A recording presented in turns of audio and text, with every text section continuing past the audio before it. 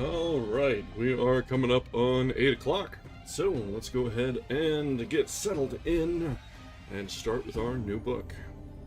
Welcome back.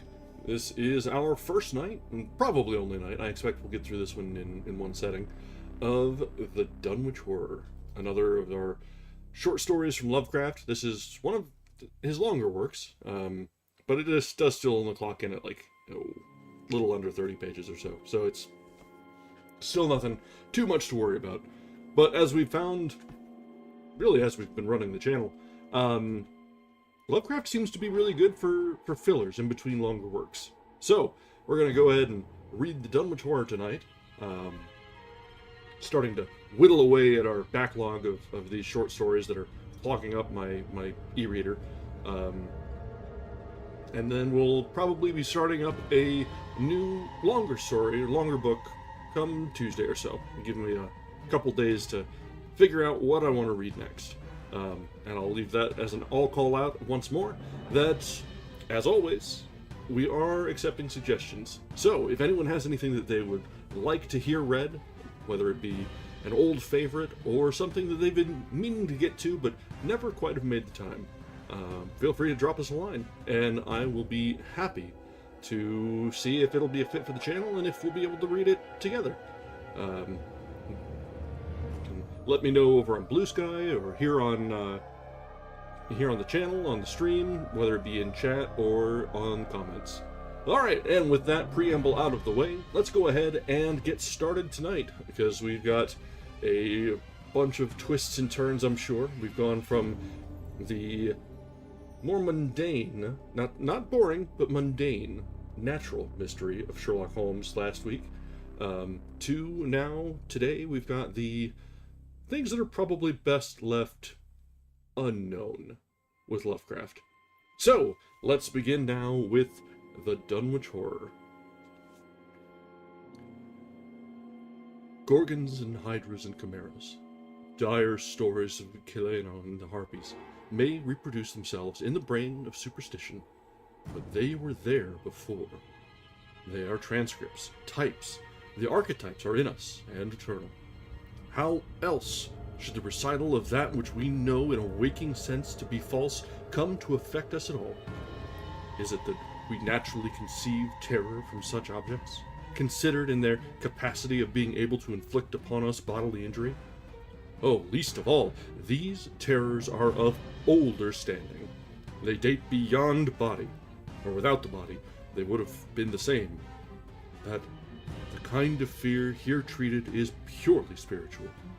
That it is strong in proportion as it is objectless on earth.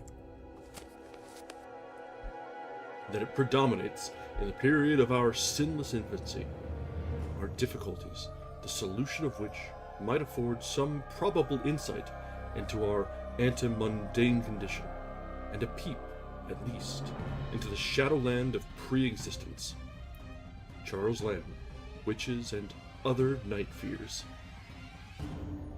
Chapter 1. When a traveler in north-central Massachusetts takes the wrong fork at the junction of Aylesbury Pike just beyond Dean's Corners, he comes upon a lonely and curious country. The ground gets higher, and the briar-bordered stone walls press closer and closer against the ruts of the dusty, curving road. The trees of the frequent forest belts seem too large, and the wild weeds, brambles, and grasses attain a luxuriance not often found in settled regions. At the same time, the planted fields appear singularly few and barren, while the sparsely scattered houses wear a surprising uniform aspect of age, squalor, and dilapidation. Without knowing why, one hesitates to ask directions from the gnarled, solitary figures spied now and then on crumbling doorsteps or in the sloping, rock-strewn meadows. Those figures are so silent and furtive that one feels somehow confronted by forbidden things, with which it would be better to have nothing to do. When a rise in the road brings the mountains in view above the deep woods, the feeling of strange uneasiness is increased. The summits are too rounded and symmetrical to give a sense of comfort and naturalness, and sometimes the sky silhouettes with especial clearness the queer circles of tall stone pillars with which most of them are crowned. Gorges and ravines of problematical depth intersect the way, and the crude wooden bridges always seem of dubious safety. When the road dips again, there are stretches of marshland that one instinctively dislikes, and indeed almost fears at evening, when unseen whippoorwills chatter and the fireflies come out in abnormal profusion to dance to the raucous, creepily insistent rhythms of stridently piping bullfrogs. The thin, shining line of the Miskatonic's upper reaches has an oddly serpent-like suggestion, as it winds close to the feet of the domed hills among which it rises. As the hills draw nearer, one heeds their wooded sides more than their stone-crowned tops. Those sides loom up so darkly and precipitously that one wishes they would keep their distance. But there is no road by which to escape them. Across a covered bridge one sees a small village huddled between the stream and the vertical slope of Round Mountain, and wonders at the cluster of rotting gambrel roofs bespeaking an earlier architectural period than that of the neighboring region. It is not reassuring to see, on a closer glance, that most of the houses are deserted and falling to ruin, that the broken steepled church now harbors the one slovenly mercantile establishment of the hamlet. One dreads to trust the tenebrous tunnel of the bridge, yet there is no way to avoid it. Once across, it is hard to prevent the impression of a faint, malign odor about the village street, as of the massed mold and decay of centuries. It is always a relief to get clear of the place, and to follow the narrow road around the base of the hills and across the level country beyond till it rejoins the Aylesbury Pike. Afterward, one sometimes learns that one has been through Dunwich. Outsiders visit Dunwich as seldom as possible, and since a certain season of horror, all the signboards pointing toward it have been taken down. The scenery, judged by any ordinary aesthetic canon, is more than commonly beautiful, yet there is no influx of artists or summer tourists. 2 centuries ago, when talk of witch-blood, Satan worship, and strange forest presences was not laughed at, it was the custom to give reasons for avoiding the locality. In our sensible age, since the Dunwich horror of 1928 was hushed up by those who had the town's and the world's welfare at heart, people shun it without knowing exactly why. That's one reason, though it cannot apply to uninformed strangers, is that the natives are now repellently decadent, having gone far along that path of retrogression so common in many New England backwaters. They have come to form a race by themselves, with the well-defined mental and physical stigmata of degeneracy and inbreeding. The average of their intelligence is woefully low, whilst their annals reek of overt viciousness and of half-hidden murders, incests, and deeds of almost unnameable violence and perversity. The old gentry, representing the 2 or 3 Armigerous families, which came from Salem in 1692, have kept somewhat above the general level of decay, though many branches are sunk into the sordid populace so deeply that only their names remain as a key to the origin they disgrace. Some of the Whateleys and Bishops still send their eldest sons to Harvard and Miskatonic, though those sons seldom return to the moldering gambrel roofs under which they and their ancestors were born. Alright, yeah, tell us exactly how you feel, Lovecraft. People in the sticks, they're all inbreeding and degenerating, and we've got the cabin in the woods situation. Thanks. Good to know how you really feel. No one, even those who have the facts concerning the recent horror, can say just what it is the matter with Dunwich. Though old legends speak of unhallowed rites and conclaves of the Indians, amidst which they called forbidden shapes of shadow out of the great rounded hills, and made wild orgiastic prayers that were answered by loud cracklings and rumblings from the ground below.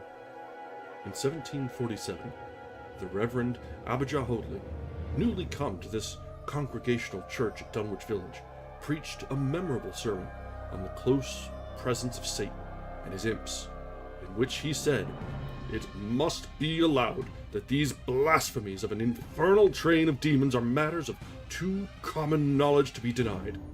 The cursed voices of Azazel and Boozrael, of Beelzebub and Belial, have been heard from underground by above a score of credible witnesses now living.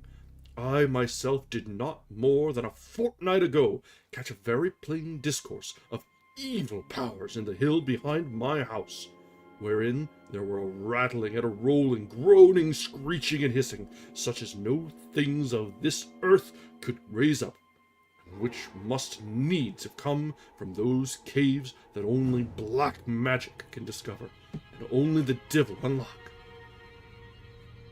Mr. Hoadley disappeared soon after delivering this sermon, but the text, printed in Springfield, is still extant.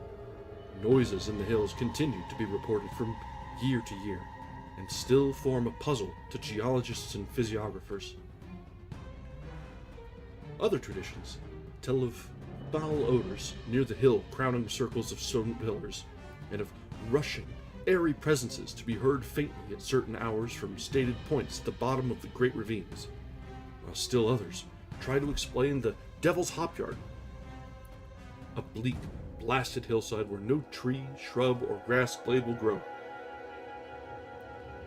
Then, too, the natives are mortally afraid of the numerous whippoorwills which grow vocal on warm nights. It is vowed that the birds are psychopomps, lying in wait for the souls of the dying, and that they time their eerie cries in unison with the sufferer's struggling breath. If they can catch the fleeing soul when it leaves the body, they instantly flutter away, chittering in demoniac laughter. But if they fail, they subside, gradually, into a disappointed silence. These tales, of course, are obsolete and ridiculous, because they come down from very old times. Dunwich is indeed ridiculously old, older by far than any of the communities within 30 miles of it. South of the village, one may still spy the cellar walls and chimney of the ancient bishop house, which was built there before 1700, whilst the ruins of the mills at the falls, built in 1806, form the most modern piece of architecture to be seen.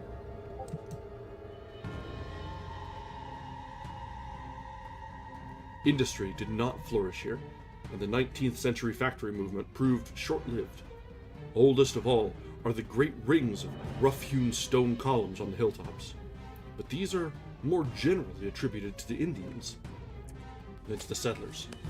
Deposits of skulls and bones found within these circles, and around the sizable table-like rock on Sentinel Hill, sustain the popular belief that such spots were once the burial places of the Pocumtucks, even though many ethnologists, disregarding the absurd improbability of such a theory, persist in believing the remains Caucasian.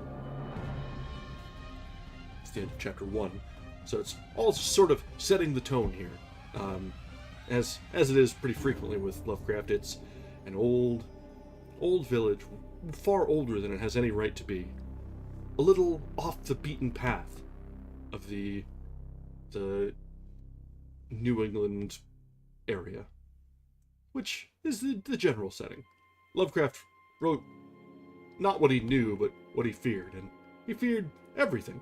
So the next town over is obviously terrifying and must have deep, dark secrets like this.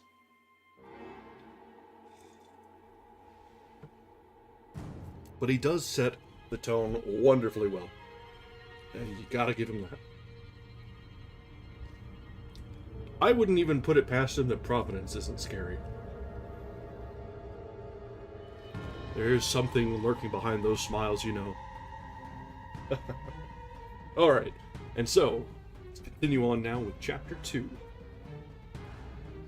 It was in the township of Dunwich, in a large and partly inhabited farmhouse set against a hillside 4 miles from the village and a mile and a half from any other dwelling, that Wilbur Whately was born at 5 a.m. on Sunday, the 2nd of February, 1913. This date was recalled because it was Candlemas, which people in Dunwich curiously observe under another name, and because the noises in the hills had sounded, and all the dogs of the countryside had barked persistently throughout the night before. Less worthy of notice was the fact that the mother was one of the decadent Whateleys, a somewhat deformed, unattractive albino woman of 35, living with an aged and half-insane father, about whom the most frightful tales of wizardry had been whispered in his youth. Lavinia Whately had no known husband, but according to the custom of the region, made no attempt to disavow the child, concerning the other side of whose ancestry the country folk might, and did, speculate as widely as they chose. On the contrary, she seemed strangely proud of the dark, goatish-looking infant who formed such a contrast to her own sickly and pink-eyed albinism, and was heard to mutter many curious prophecies about its unusual powers and tremendous future. Lavinia was one who would be apt to mutter such things, for she was a lone creature given to wandering amidst thunderstorms in the hills, and trying to read the great odorous books which her father had inherited through 2 centuries of Whateleys, and which were fast falling to pieces with age and wormholes. She had never been to school, but was filled with disjointed scraps of ancient lore that old Whately had taught her. The remote farmhouse had always been feared because of old Whately's reputation for black magic, and the unexplained death by violence of Mrs. Whately when Lavinia was 12 years old had not helped to make the place popular. Isolated among strange influences, Lavinia was fond of wild and grandiose daydreams and singular occupations, nor was her leisure much taken up by household cares in a home from which all standards of order and cleanliness had long since disappeared. Okay, so I know he's making Lavinia to seem like some sort of detestable hermit witch sort, but I like the name Lavinia. I just gotta get that out there. That's a cool name you don't hear very often. There was a hideous screaming which echoed above even the hill noises and the dogs barking on the night Wilbur was born, but no known doctor or midwife presided at his coming. Neighbors knew nothing of him till a week afterward, when old Whately drove his sleigh through the snow into Dunwich village and discoursed incoherently to the group of loungers at Osborne's general store. There seemed to be a change in the old man, an added element of furtiveness in the clouded brain which subtly transformed him from an object to a subject of fear, though he was not one to be perturbed by any common family event. Amidst it all, he showed some trace of the pride later noticed in his daughter, and what he had said of the child's paternity was remembered by many of his hearers years afterwards. "I don't care what folks think. If Lavinia's boy looked like his pa, he wouldn't look like nothing you expect. You needn't think the only folks is the folks hereabouts. Lavinia's read some, and seed some things most of you only tell about. I calculate her man is as good a husband as you can find this side of Aylesbury. If you knowed as much about the hills as I do, you wouldn't ask no better church wedding nor herring. Let me tell you something. Someday you folks hear a child of Lavinia's calling its father's name on the top of Sentinel Hill."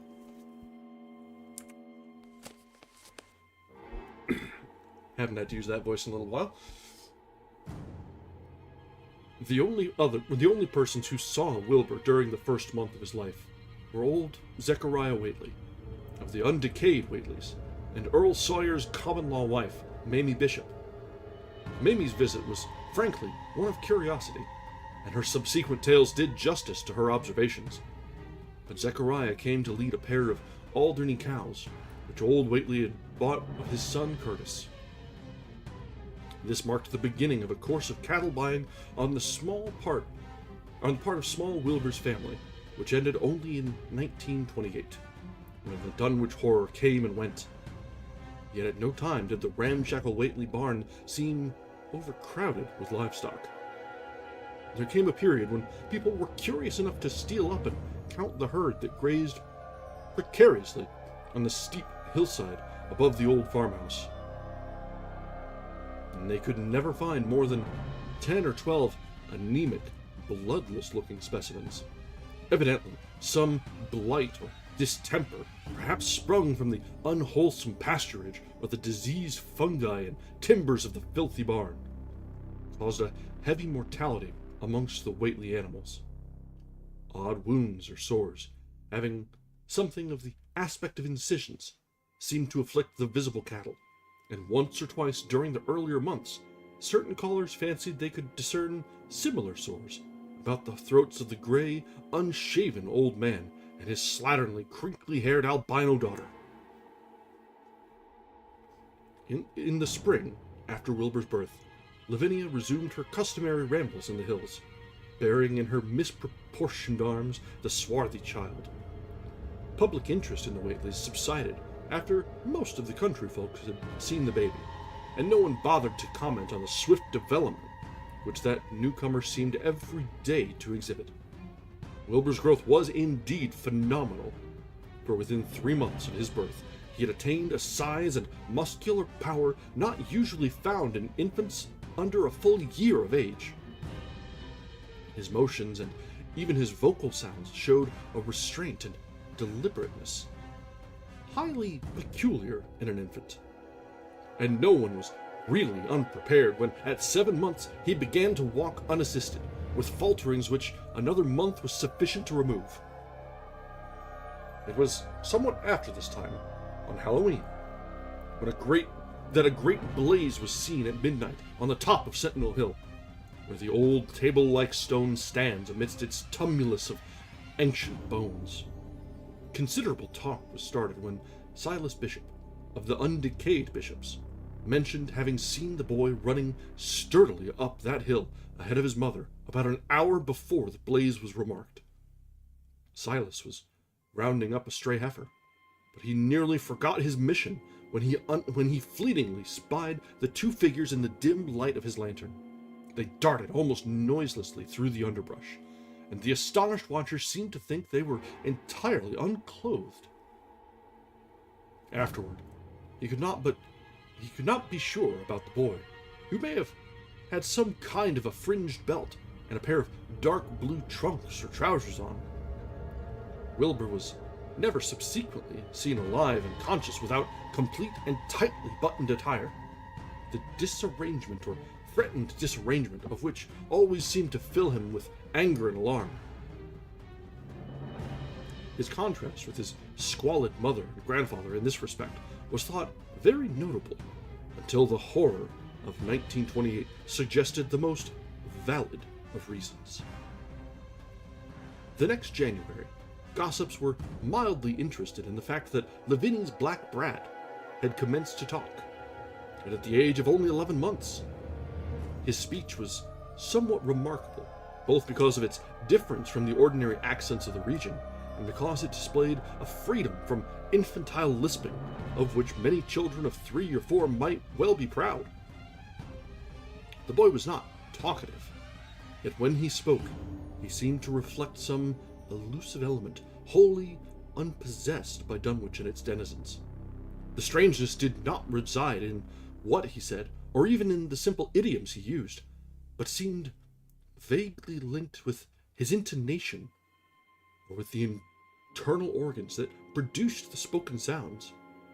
His facial aspect, too, was remarkable for its maturity, for though he shared his mother's and grandfather's chinlessness, his firm and precociously shaped nose united with the expression on his large, dark, almost Latin eyes to give him an air of quasi-adulthood and well-nigh preternatural intelligence. He was, however, exceedingly ugly, despite his appearance of brilliancy, there being something almost goatish or animalistic about his thick lips, large pored yellowish skin, coarse, crinkly hair, and oddly elongated ears. He was soon disliked even more decidedly than his mother and grandsire, and all conjectures about him were spiced with references to the bygone magic of old Whately, and how the hills once shook when he shrieked the dreadful name of Yog-Sothoth in the midst of a circle of stones with a great book open in his arms before him. Dogs abhorred the boy. He was always obliged to take various defensive measures against their barking menace. Meanwhile, that's the end of chapter 2. So we're introduced to little Wilbur, such a precocious lad. And the name drop of Yog-Sothoth is, just a little telling. That's not ominous at all, right? Normal grandfathers will call out great old ones by name in the middle of the night on the hilltop. That's totally normal. Yeah.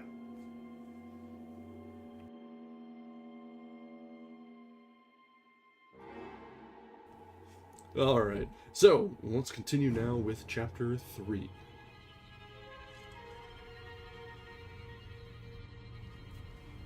Meanwhile, old Whately continued to buy cattle without measurably increasing the size of his herd. He also cut timber and began to repair the unused parts of his house, a spacious, peaked-roofed affair, whose rear end was buried entirely in the rocky hillside, and whose 3 least-ruined ground-floor rooms had always been sufficient for himself and his daughter.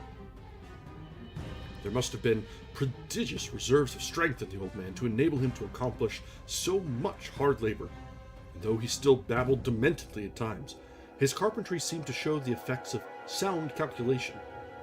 It had really begun as soon as Wilbur was born, when one of the many tool sheds had been suddenly put in order, clapboarded and fitted with a stout fresh lock. Now, in restoring the abandoned upper story of the house, he was a no less thorough craftsman.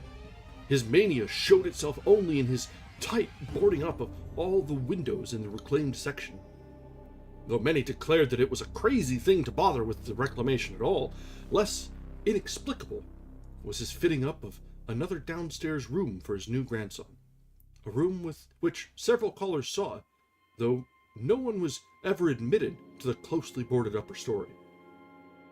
This chamber he lined with tall, firm shelving, along which he began to gradually to arrange, in apparently careful order, all the rotting, ancient books and parts of books which during his own day had been heaped promiscuously in odd corners of the various rooms. "I made some use of 'em," he would say, as he tried to mend a torn black-letter page with paste prepared on the rusty kitchen stove. "But the boy's fitting to make better use of 'em. He'd order have 'em as well sought as he can, for they're going to be all of his learning."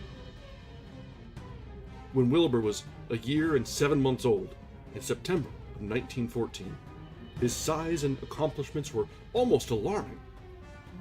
He had grown as large as a child of 4, and was a fluent and incredibly intelligent talker.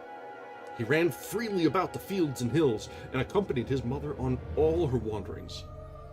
At home, he would pore diligently over the queer pictures and charts in his grandfather's books, while old Whately would instruct and catechize him through long, hushed afternoons. By this time, the restoration of the house was finished, and those who watched it wondered why one of the upper windows had been made into a solid plank door.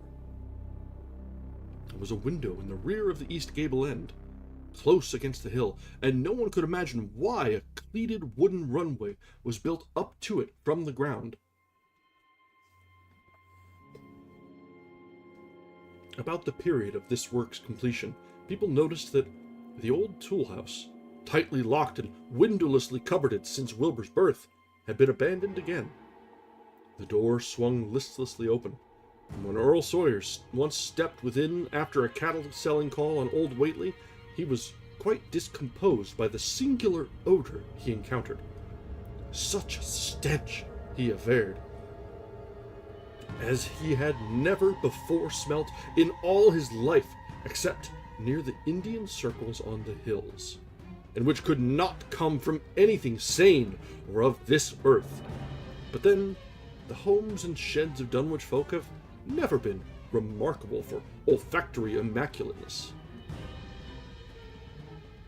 The following months were void of visible events, save that everyone swore to a slow but steady increase in the mysterious hill noises. On May Eve of 1915, there were tremors, which even the Aylesbury people felt, whilst the following Halloween produced an underground rumbling queerly synchronized with bursts of flame. Them witch Whately's doings.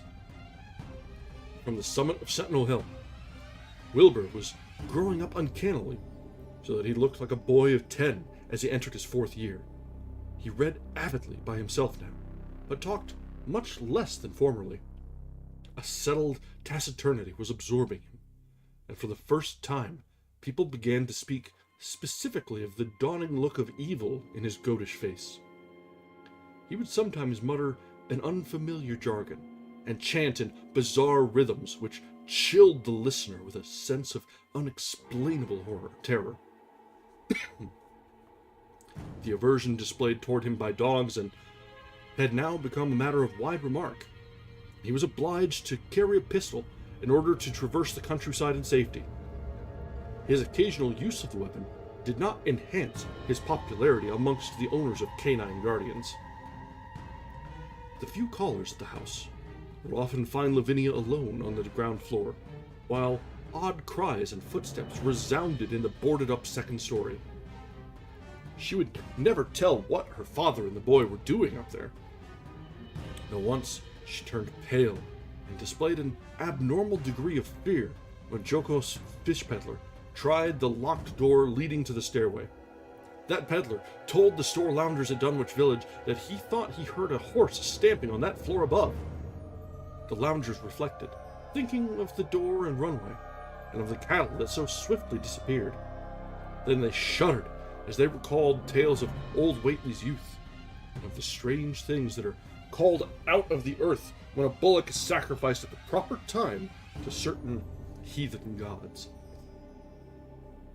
It had for some time been noticed that dogs had begun to hate and fear the whole Whately place as violently as they hated and feared young Wilbur personally. In 1917, the war came, and Squire Sawyer Whately, as chairman of the local draft board, had hard work finding a quota of young Dunwich men fit even to be sent to a development camp. The government, alarmed at such signs of wholesale regional decadence, sent several officers and medical experts to investigate, conducting a survey which New England newspapers' readers may still recall. It was the publicity attending this investigation which set reporters on the track of the Whateleys, and caused the Boston Globe and Arkham Advertiser to print flamboyant Sunday stories of young Wilbur's precociousness, old Whately's black magic, the shelves of strange books, the sealed second story of the ancient farmhouse, and the weirdness of the whole region and its hill noises. Wilbur and his voice had begun to break. Earl Sawyer went out to the Whately place with both sets of reporters and cameramen, and called their attention to the queer stench which now seemed to trickle down from the sealed upper spaces. It was, he said, exactly like a smell he had found in the tool shed abandoned when the house was finally repaired, and like the faint odors which he sometimes thought he caught near the stone circles on the mountains. Dunwich folk read the stories when they appeared, and grinned over the obvious mistakes. They wondered, too, why the writers made so much of the fact that old Whately always paid for his cattle in gold pieces of extremely ancient date. The Whateleys had received their visitors with ill-concealed distaste, though they did not dare court further publicity by a violent resistance or refusal to talk. That brings us to the end of chapter 3.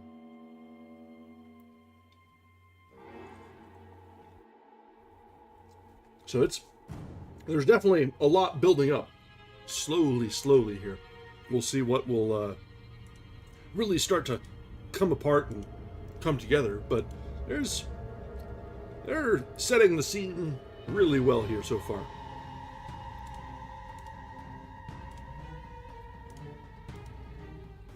All right, and now chapter 4. For a decade, the annals of the Whateleys sank indistinguishably into the general life of a morbid community used to their queer ways and hardened to their May Eve and All Hallow orgies. Twice a year, they would light fires on the top of Sentinel Hill, at which times the mountain rumblings would recur with greater and greater violence. While at all seasons,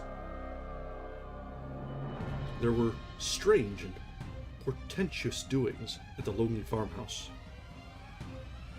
In the course of time, callers professed to hear sounds in the sealed upper story even when all the family were downstairs, and they wondered how swiftly or how lingeringly a cow or bullock was usually sacrificed. There was talk of a complaint to the Society for the Prevention of Cruelty to Animals. But nothing ever came of it, since Dunwich folk are never anxious to call the outside world's attention to themselves. About 1923, when Wilbur was a boy of 10 whose mind, voice, stature, and bearded face gave all the impressions of maturity, a second great siege of carpentry went on at the old house. It was all inside the sealed upper part, and from bits of discarded lumber, people concluded that the youth and his grandfather had knocked out all the partitions and even removed the attic floor, leaving only one vast, open void between the ground story and the peaked roof. They had torn down the great central chimney, too, and fitted the rusty range with a flimsy outside tin stovepipe. In the spring after this event, Old Whately noticed the growing number of whippoorwills that would come out of Cold Spring Glen to chirp under his window at night. He seemed to regard the circumstance as one of great significance, and told the loungers at Osborne's that he thought his time had almost come. "They whistle just in tune with my breathing now," he said, "and I guess they're getting ready to catch my soul. They know it's going out, and don't calculate to miss it. You'll know, boys, arter I'm gone, whether they get me or not. If they do, they'll keep up a singing and a laughing till break of day. If they don't, they'll kinder quiet down like. I expect them and the souls they hunts for have some pretty tough tussles sometimes." On Lammas night, 1924, Dr. Houghton of Aylesbury was hastily summoned by Wilbur Whately, who had lashed his one remaining horse through the darkness and telephoned from Osborne's in the village. He found old Whately in a very grave state, with a cardiac action and stertorous breathing that told of an end not far off.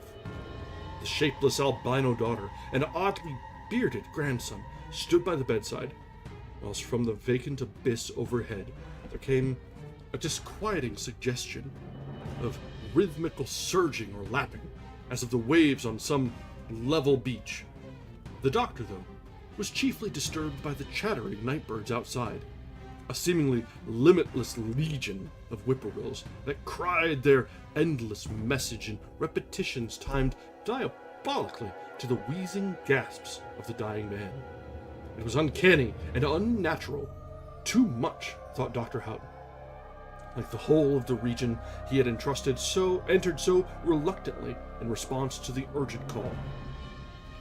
Toward 1 o'clock, old Whately gained consciousness and interrupted his wheezing to choke out a few words to his grandson. "More space, Willie. More space soon. You grows. And that grows faster. It'll be ready to sarve you soon, boy. Open up the gates to Yogg-Sothoth with the long chant that you'll find on page 751 of the complete edition. And then put a match to the prison. Fire from earth can't burn it near how." He was obviously quite mad. After a pause, during which the flock of whippoorwills outside adjusted their cries to the altered tempo, while some indications of the strange hill noises came from afar off. He added another sentence or two. "Feed it regular, Willie, and mind the quantity, but don't let it grow too fast for the place. For if it bursts quarters or gets out before you opens the Yogg-Sothoth, it's all over and no use. Only them from beyond can make it multiply and work. Only them. The old uns is want to come back." But speech gave place to gasps again, and Lavinia screamed at the way the whippoorwills followed the change. It was the same for more than an hour, and the final throaty rattle came. Dr. Houghton drew shrunken lids over the glazing gray eyes as the tumult of birds faded imperceptibly to silence. Lavinia sobbed, but Wilbur only chuckled, whilst the hill noises rumbled faintly. "They didn't get him," he muttered in his heavy bass voice.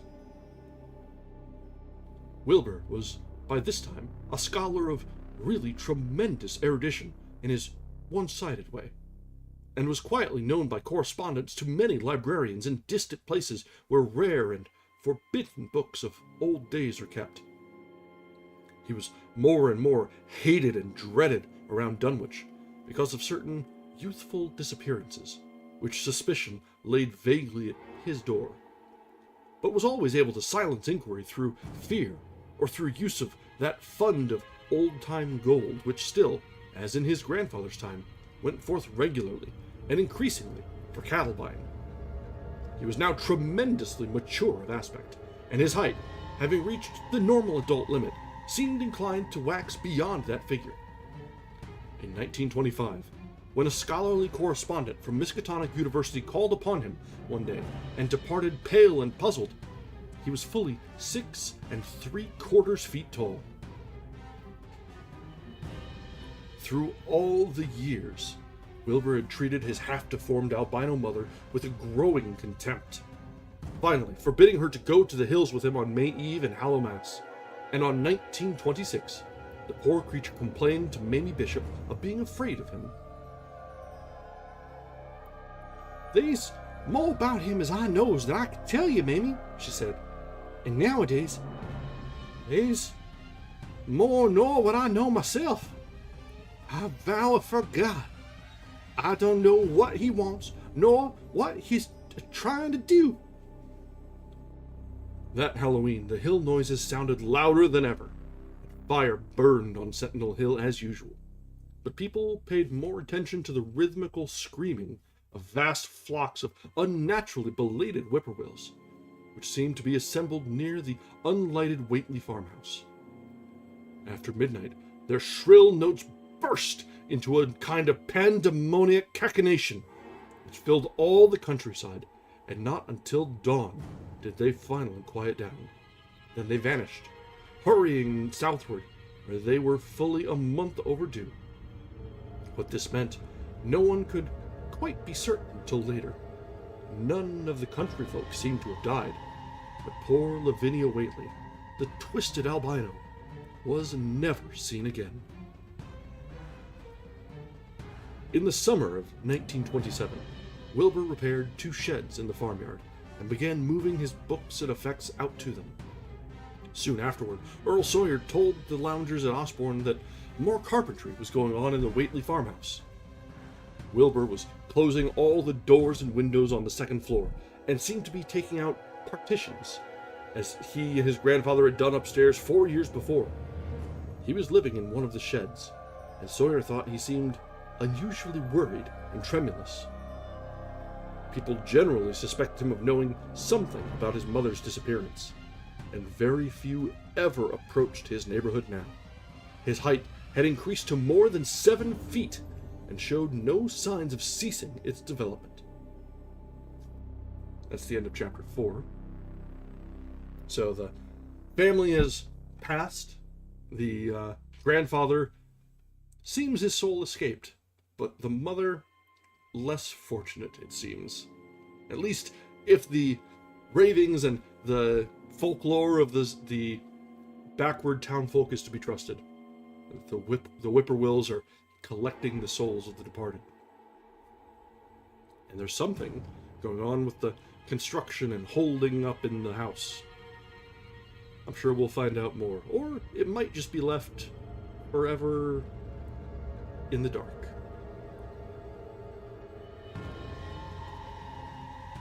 Alright. Let's continue now with Chapter 5. The following winter brought an event no less strange than Wilbur's first trip outside the Dunwich region. Correspondence with the Widener Library at Harvard, the Bibliothèque Nationale in Paris, the British Museum, the University of Buenos Aires, and the Library of Miskatonic University at Arkham had failed to get him the loan of a book he desperately wanted.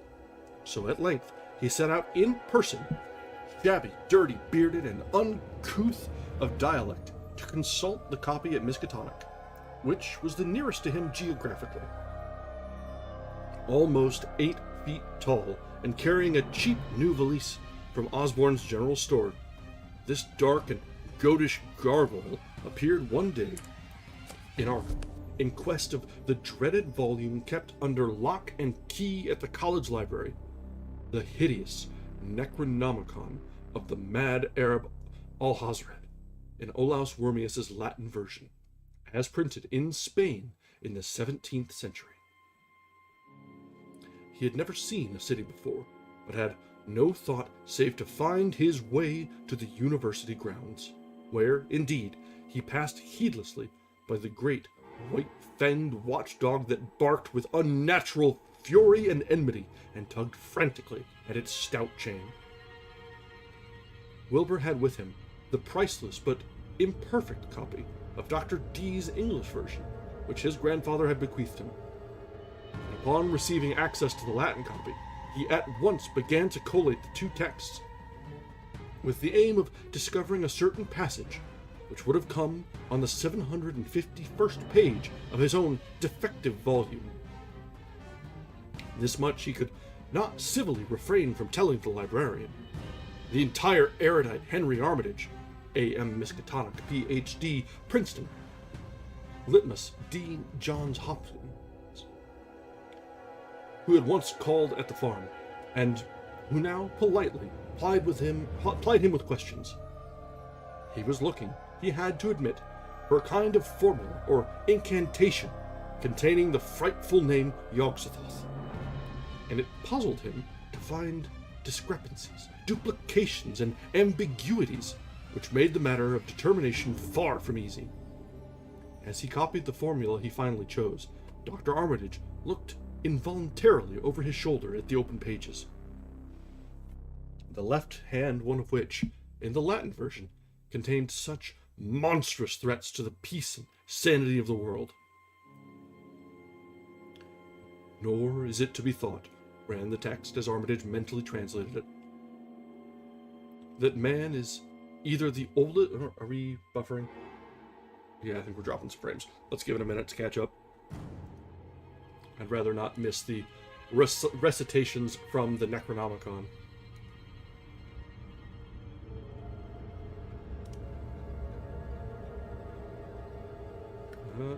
Still a little bit. Alright, I think we're caught up now. Yep. Alright. Let's take it from the start of that passage. Nor is it to be thought, ran the text as Armitage mentally translated it, that man is either the oldest or the last of Earth's masters, or that the common bulk of life and substance walks alone. The old ones were, the old ones are, and the old ones shall be. Not in the spaces we know, but between them. They walk serene and primal, undimensioned, and as to us unseen. Yog-Sothoth knows the gate. Yog-Sothoth is the gate. Yog-Sothoth is the key and guardian of the gate. Past, present, future, all are one in Yog-Sothoth. He knows where the old ones broke through of old, and where they shall break through again. He knows where they have trod Earth's fields, and where they still tread them. and why no one can behold them as they tread. By their smell can men sometimes know them near, but of their semblance can no man know, saving only in the features of those they have begotten on mankind. And of those are there many sorts, differing in likeness from man's truest eidolon to that shape without sight or substance which is they. They walk unseen and foul in lonely places, where the words have been spoken and the rites howled through at their seasons. The wind gibbers with their voices, and the earth mutters that with their consciousness. They bend the forest and crush the city, yet may not forest or city behold the hand that smites. Cadath in the cold wastes hath known them, and what man knows Cadath? The ice desert of the south, and the sunken isles of ocean hold stones whereon their seal is engraven. But who hath seen the deep frozen city, or the sealed tower, long garlanded with seaweed and barnacles? Great Cthulhu is their cousin, yet he can spy them only deeply.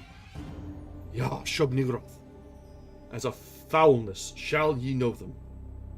Their hand is at your throats, yet ye see them not, and their habitation is even one with your guarded threshold. Yog-Sothoth is the key to the gate, whereby the spheres meet. Man rules now where they ruled once. They shall soon rule where man rules now. After summer is winter, and after winter summer. They wait, patient and potent, for here shall they reign again. Dr. Armitage, associating what he was reading with what he had heard of Dunwich and its brooding presences, and of Wilbur Whately and his dim, hideous aura that stretched from a dubious birth to a cloud of probable matricide, felt a wave of fright as tangible as a draught of the tomb's cold clamminess. The bent, goatish giant before him seemed like the spawn of another planet or dimension, like something only partly of mankind, and linked to black gulfs of essence and entity that stretched like Titan phantasms beyond all spheres of force and matter, space and time. Presently, Wilbur raised his head and began speaking in that strange resonant fashion, which hinted at sound-producing organs unlike the run of mankind's. "Mr. Armitage," he said, "I calculate I've got to take that book home.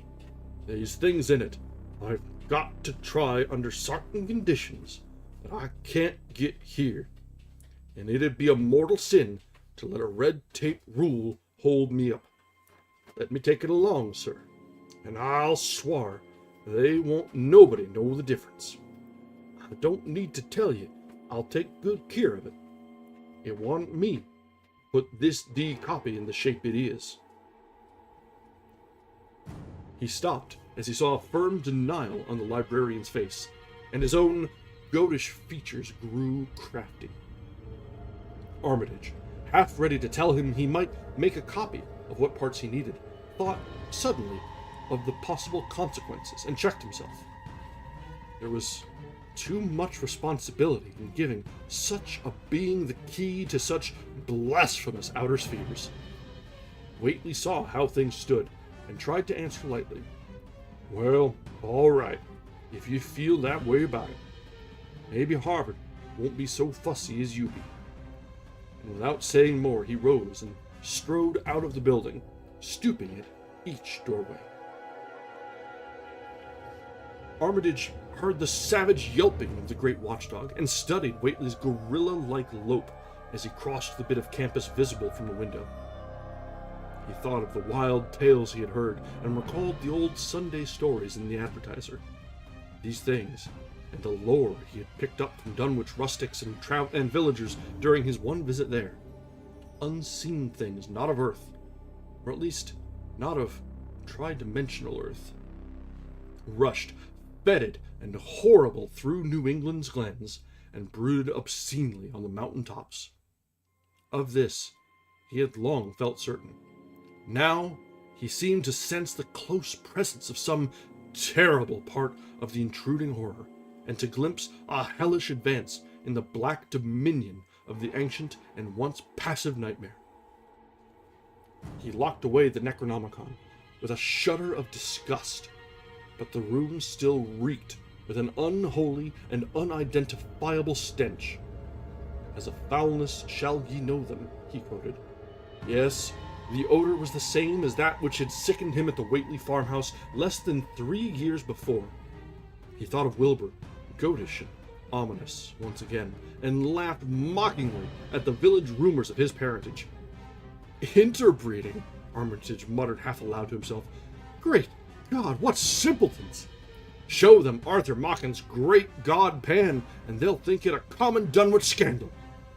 But what thing, what cursed, shapeless influence on or off this three-dimensional earth was Wilbur Whately's father, born on Candlemas, 9 months after May Eve of 1912, when the talk about the queer earth noises reached clear to Arkham?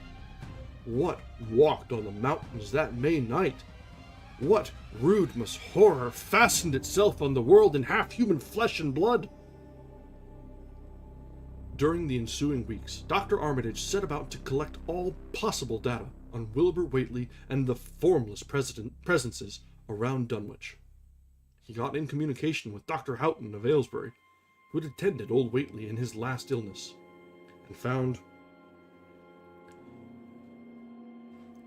much to ponder over in the grandfather's last words, as quoted by the physician.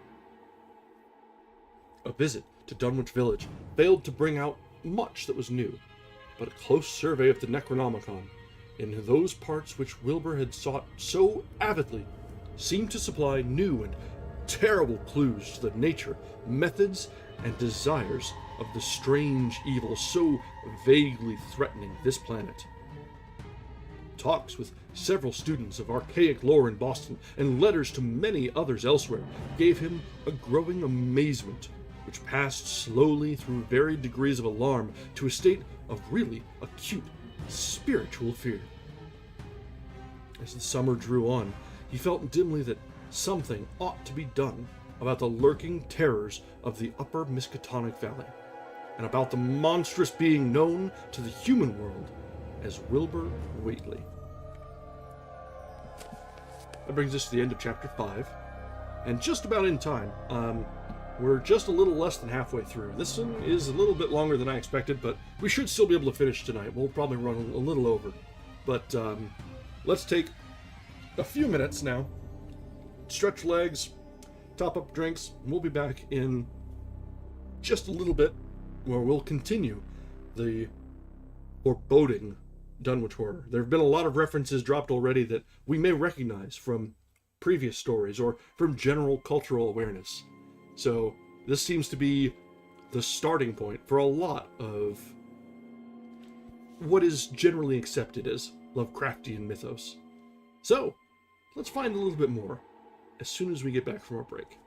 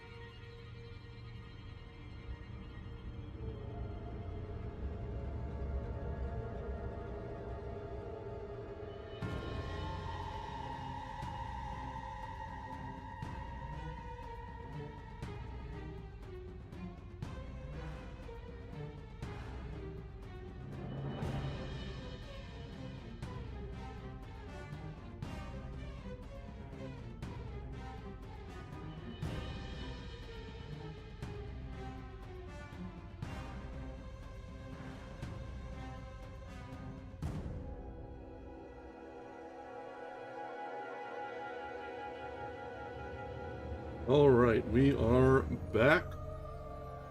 So there's been, as I mentioned before the break, this has been a sort of a visitation and a first unveiling of a lot of the deep Lovecraft mythos that we've seen hinted at before, or maybe in the cultural awareness that if you know anything of Lovecraft or see other things that have referenced it, a lot of familiar names and terms and cadences are coming up in this. So this seems to be the root of a lot of it, which is exciting to get into finally. We've been dabbling in Lovecraft for some time now, so to see a little bit behind the curtain now is kind of exciting in itself, right? So let's go ahead and continue now with Chapter 6 of the Dunwich Horror. The Dunwich Horror itself came between Lammas and the equinox in 1928, and Dr. Armitage was among those who witnessed its monstrous prologue. He had heard, meanwhile, of Whately's grotesque trip to Cambridge, and of his frantic efforts to borrow or copy from the Necronomicon at the Widener Library. Those efforts had been in vain, since Armitage had issued warnings of the keenest intensity to all librarians having charge of the dreaded volume.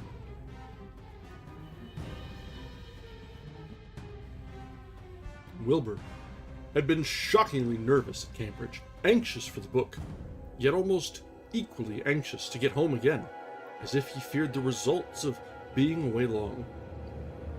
Early in August, the half-expected outcome developed, and in the small hours of the 3rd, Dr. Armitage was awakened suddenly by the wild, fierce cries of the savage watchdog on the college campus. Deep and terrible, the snarling, half-mad growls and barks continued, always in mounting volume, but with hideously significant pauses. Then there rang out a scream from a wholly different throat, such a scream as roused half the sleepers of Arkham and haunted their dreams ever afterward. Such a scream as could come from no being born of earth, or wholly of earth. Armitage hastened into some clothing and rushed across the street and lawn to the college buildings, saw that others were ahead of him, and heard the echoes of a burglar alarm still shrilling in the library. An open window showed black and gaping in the moonlight. What had come had indeed completed its entrance. For the barking and the screaming, now fast fading into a mixed, low growling and moaning, proceeded unmistakably from within. Some instinct warned Armitage that what was taking place was not a thing for unfortified eyes to see. So he brushed back the crowd with authority as he unlocked the vestibule door. Among the others, he saw Professor Warren Rice and Dr. Francis Morgan, men to whom he had told some of his conjectures and misgivings, and these two he motioned to accompany him inside. The inward sounds, except for a watchful droning whine from the dog, had, by this time, quite subsided. But Armitage now perceived with a sudden start that a low chorus of whippoorwills among the shrubbery had commenced a damnably rhythmical piping, as if in unison with the last breath of a dying man. The building was full of a frightful stench, which Dr. Armitage knew too well, and the three men rushed across the hall to the small genealogical reading room whence the low whining came. For a second, nobody dared to turn on the light. Then Armitage summoned up his courage and snapped the switch. One of the three, it is not certain which, shrieked aloud at what sprawled before them among the disordered tables and overturned chairs.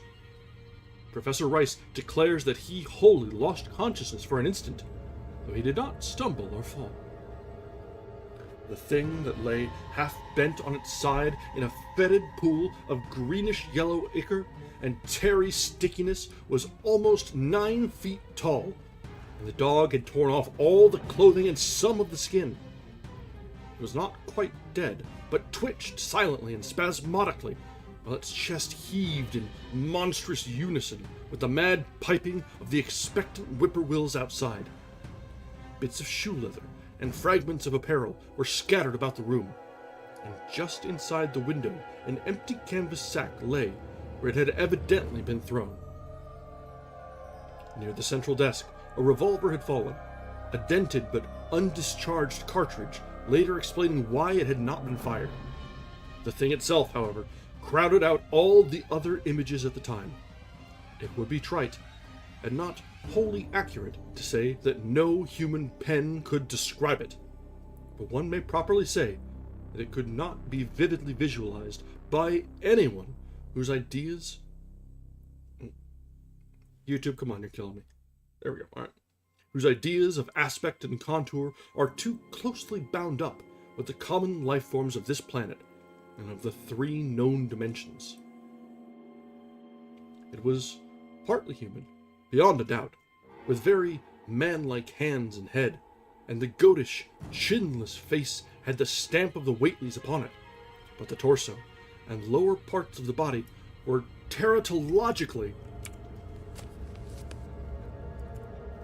fabulous, so that only generous clothing could ever have enabled it to walk on Earth unchallenged or uneradicated. Above the waist, it was semi-anthropomorphic, though its chest, where the dog's rending paws still rested watchfully, had the leathery, reticulated hide of a crocodile or an alligator. The back was piebald, with yellow and black, and dimly suggested the squamous covering of certain snakes. Below the waist, though, it was the worst, for here all human semblance left off, and sheer fantasy began. The skin was thickly covered with coarse black fur, and from the abdomen a score of long, greenish-gray tentacles with red, sucking mouths protruded limply. Their arrangement was odd, and seemed to follow the symmetries of some cosmic geometry unknown to Earth or the solar system. On each of the hips, deep set in a kind of pinkish, ciliated orbit, was what seemed to be a rudimentary eye, whilst in lieu of a tail there depended a kind of trunk or feeler with purple annular markings, and with many evidences of being an undeveloped mouth or throat. The limbs, save for their black fur, roughly resembled the hind legs of a prehistoric Earth's giant saurians, and terminated in ridgy, veined pads that were neither hooves nor claws. When the thing breathed, its tail and tentacles rhythmically changed color, as if from some circulatory cause normal to the non-human side of its ancestry. In the tentacles, this was observable as a deepening of the greenish tinge, whilst in the tail, it was manifest as a yellowish appearance, which alternated with a sickly grayish-white in the spaces between the purple rings. Of genuine blood, there was none. Only the fetid, greenish-yellow ichor, which trickled along the painted floor beyond the radius of the stickiness, and left a curious discoloration behind it. As the presence of the 3 men seemed to rouse the dying thing, it began to mumble without turning or raising its head. Dr. Armitage made no written record of its mouthings, but asserts confidently that nothing in English was uttered. At first, the syllables defied all correlation with any speech of Earth, but toward the last there came some disjointed fragments, evidently taken from the Necronomicon, that monstrous blasphemy, in quest of which the thing had perished. And those fragments, as Armitage recalls them, ran something like Ngai Ngaga Vog Shoga Yaha Yogsototh Yogsototh. They trailed off into nothingness as the whippoorwills shrieked in rhythmical crescendos of unholy anticipation. Then came a halt in the gasping, and the dog raised his head in a long, lugubrious howl. A change came over the yellow, goatish face of the prostrate thing, and the great black eyes fell in appallingly. Outside the window, the shrilling of the whippoorwills had suddenly ceased, and above the murmurs of the gathering crowd there came the sound of a panic-struck whirring and fluttering. Against the moon, vast clouds of feathery watchers rose and raced from sight, frantic at that which they had sought for prey. All at once, the dog started up abruptly, gave a frightened bark, and leaped nervously out the window by which it had entered. A cry rose from the crowd, and Dr. Armitage shouted to the men outside that no one must be admitted till the police or medical examiner came. He was thankful that the windows were just too high to permit of peering in, and drew the dark curtains carefully down over each one. By this time, 2 policemen had arrived, and Dr. Morgan, meeting them in the vestibule, was urging them for their own sakes to postpone entrance to the stench-filled reading room till the examiner came and the prostrate thing could be covered up. Meanwhile, the frightful changes were taking place on the floor. One need not describe the kind and rate of shrinkage and disintegration that occurred before the eyes of Dr. Armitage and Professor Rice, but it is permissible to say that, aside from the external appearance of face and hands, the really human elements of Wilbur Whately must have been very small. When the medical examiner came, there was only a sticky, whitish mass on the painted boards, and the monstrous odor had nearly disappeared. Apparently, Whately had had no skull or bony skeleton, at least in any true or stable sense. He had taken somewhat after his unknown father. That brings us to the end of chapter 6, wherein we see the end of Wilbur Whately. And we're only halfway through, so there is some other development to be had, for certain. There's what he was keeping back at Dunwich, what he was trying to accomplish with his rituals that were foiled. I'm sure we'll find out very soon.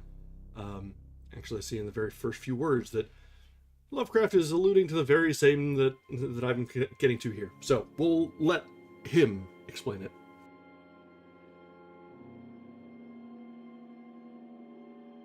And so, chapter 7. Yet, all this was only the prologue of the actual Dunwich horror.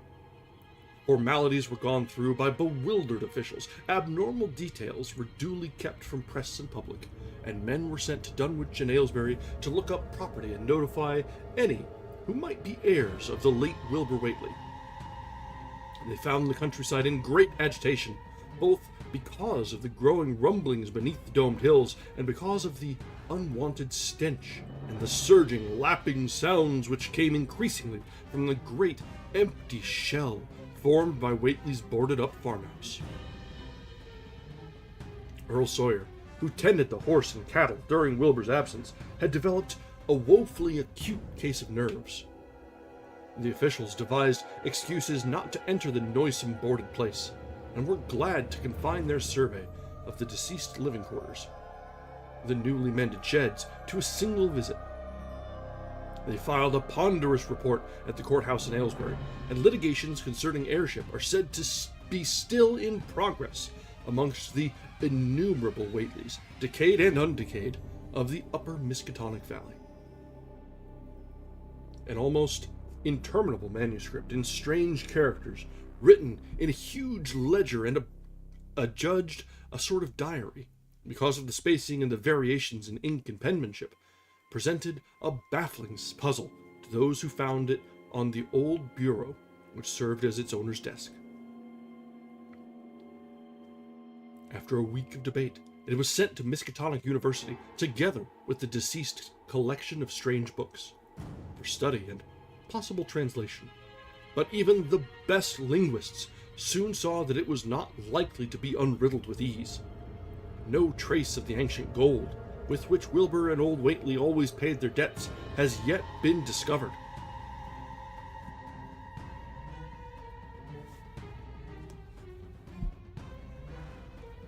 It was in the dark of September night that the horror broke loose. The hill noises had been very pronounced during the evening, and dogs barked frantically all night. Early risers on the 10th noticed a peculiar stench in the air. About 7 o'clock, Luther Brown, the hired boy at George Corey's between Cold Spring Glen and the village, rushed frenziedly back from his morning trip to 10-acre meadow with the cows. He was almost convulsed with fright as he stumbled into the kitchen, and in the yard outside the no less frightened herd were pawing and lowing pitifully. Having followed the boy back in the panic they shared with him, between gasps, Luther tried to stammer out his tale to Mrs. Corey. "Up there, in the wood beyond the glen, Miss Corey, there's something been there. It smells like thunder, and all the bushes and little trees is pushed back from the road like they'd a house been moved along of it. And that ain't the worst, but another. There's prints in the road, Miss Corey. Great round prints as big as barrelheads, all sunk down deep like an elephant had been along. Only there's a sight more nor 4 feet could make. I looked at 1 or 2 before I run. See, every one was covered with lines spreading about from one place, like as if big palm leaf fans twicked her 3 times as big as any they is. Had have been pounded down into the road, and the smell was off. What it is around Wizard Whately's old house." Here he faltered, and seemed to shiver afresh with the fright that had sent him flying home. Mrs. Corey, unable to extract more information, began telephoning the neighbors.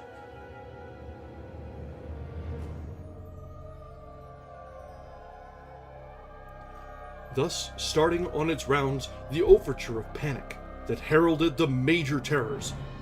When she got Sally Sawyer, housekeeper at Seth Bishop's, the nearest place to Whately's, it became her turn to listen instead of transmit, for Sally's boy Chauncey, who slept poorly, had been up on the hill toward Whately's, and had dashed back in terror after one look at the place, and at the pasturage where Mr. Bishop's cows had been left out all night. "Yes, Miss Corey," came Sally's tremulous voice over the party wire. "Chancey, he just came back a-posting, and he couldn't have talked for being scared. He says old Whately's house is all blowed up, with the timbers scattered round like they'd been dynamite inside. Only the bottom floor ain't through, but it's all covered with a kind of tar-like stuff that smells awful and drips down off the edges into the ground while the side timbers is blowed away. And there's awful kind of marks in the yard, too. Great round marks, bigger round than a hogshead, and all sticky with stuff like is on the blowed up house. Chancey, he says they leads off into the midders, where a great swath wider than a barn is meted down, and all the stone walls tumbled every which way wherever it goes. And he says he, Miss Corey, as how he sought to look for Seth's cows. Frightened as he was, he found him in the upper pasture nigh the Devil's Hop Yard in an awful shape. Half on him's clean gone, and nigh half of them that's left is sucked dry most of blood, with sores on him like there's been on Whately's cattle ever since Lavinia's black brat was born. Seth, he's gone out now to look at him, though I'll vow he won't care till get very nigh Wizard Whately's. Chancey didn't look careful to see what the big matted down swath led after it left the pasturage, but he says he thinks it pinted down towards the Glen Red to the village. I tell you, Miss Corey, there's something abroad as hadn't ought to be abroad. And I, for one, think that Black Wilbur Whately has come to the bad end he deserved. Is at the bottom of the breeding of it. he went all human himself. I always says to everybody, and I think he and old Whately must have raised something in that there nailed up house as ain't ever been so human as he was. There's always been unseen things around Dunwich, living things as ain't human and ain't good for human folks. The ground was a-talking last night, and towards morning, Chancey, he heard the whippoorwills so loud in Cold Spring Glen he couldn't sleep none. Then he thought he heard another faint-like sound over towards Wizard Whately's, kinda ripping or tearing a wood, like some big box or crate was being opened far off. What with all this and that, he didn't get to sleep at all till sunup. No sooner was he up this morning, but he's got to go over to Whately's and see what's the matter. He's see enough. I tell you, Miss Corey, this don't mean no good. I think as all the men folks ought to get up a party and do something. I know something's awful about. I feel my time is nigh, though only God knows just what it is. Did your Luther take account of where them big tracks led to? No? Well, Miss Corey, if they was on the Glen Road this side of the Glen, and ain't got to your house yet, I calculate they must go into the Glen itself. They would do that. I always says Cold Spring Glen ain't no healthy, no decent place. The whippoorwills and fireflies there never did act like they're Keach's guide. And there's them as says you kin hear strange things a-rushing and a-talking in the air down there if you stand in the right place between the rock falls and Bear's Den.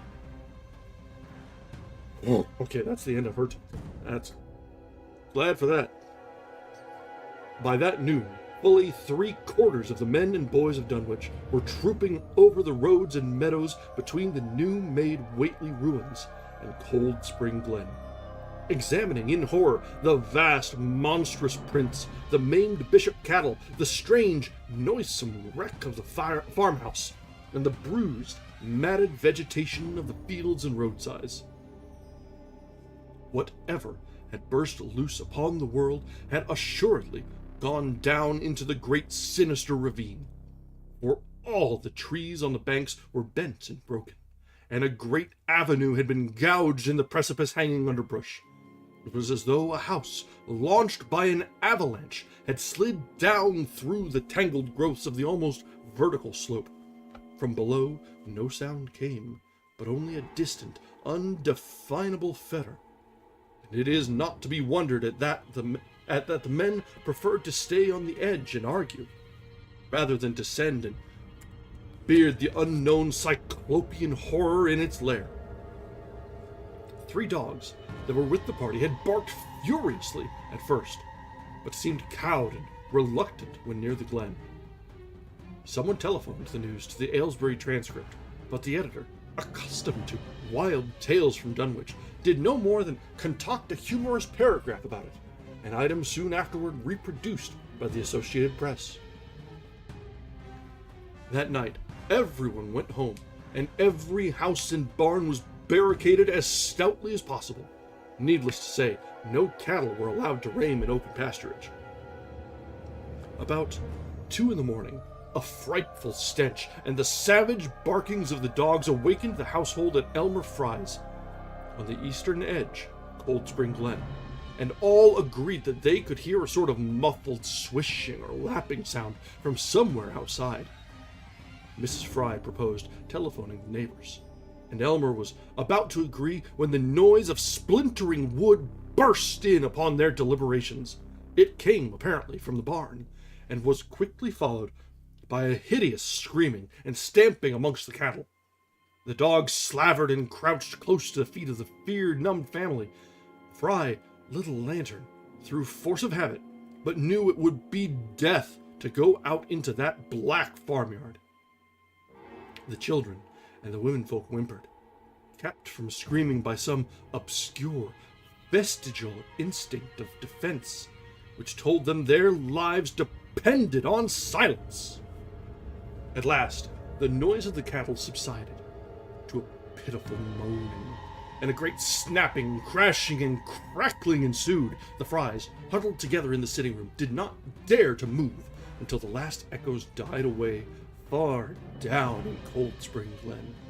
Then, amidst the dismal moans from the stable and the demoniac piping of late whippoorwills in the glen, Selina Fry tottered to the telephone and spread what news she could of the second phase of the horror.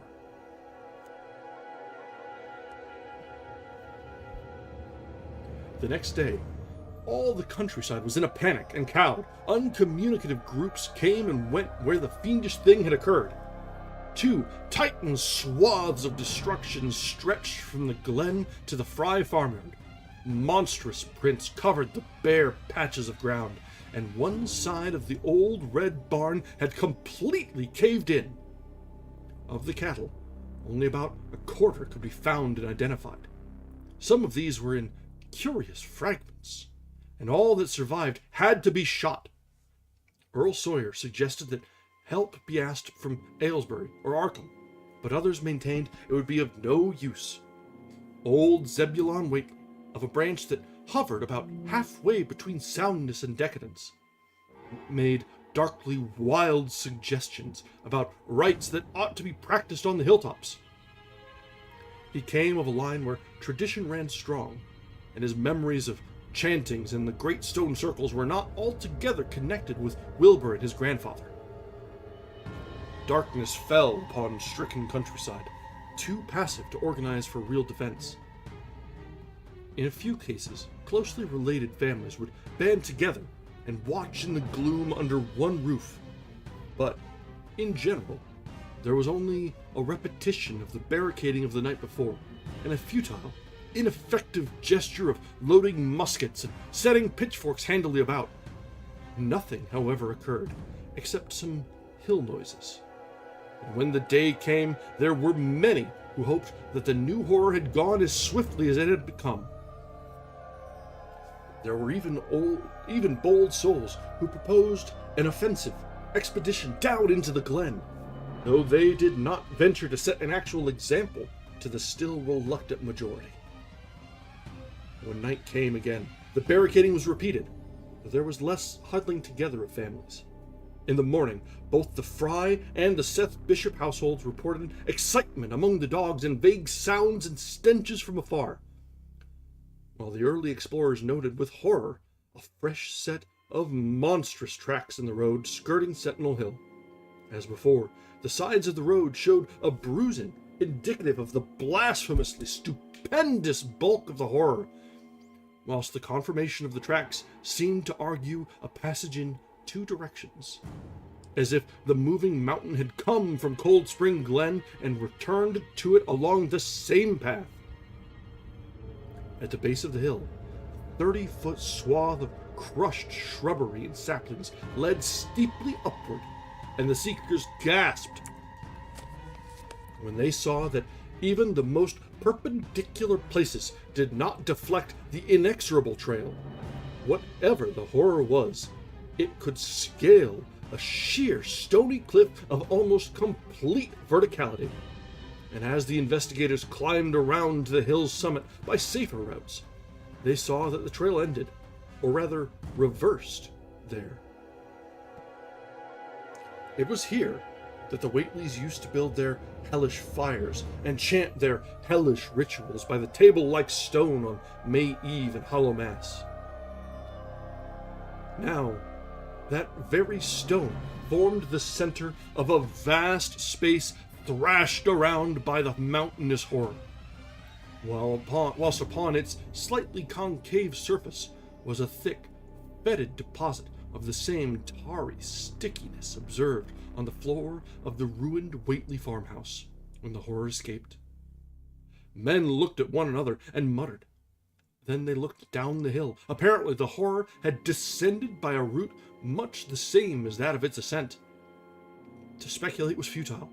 Reason, logic, and normal ideas of motivation stood confounded. Only old Zebulon, who was not with the group, could have done justice to the situation or suggested a plausible explanation. Thursday night began much like the others, but it ended less happily.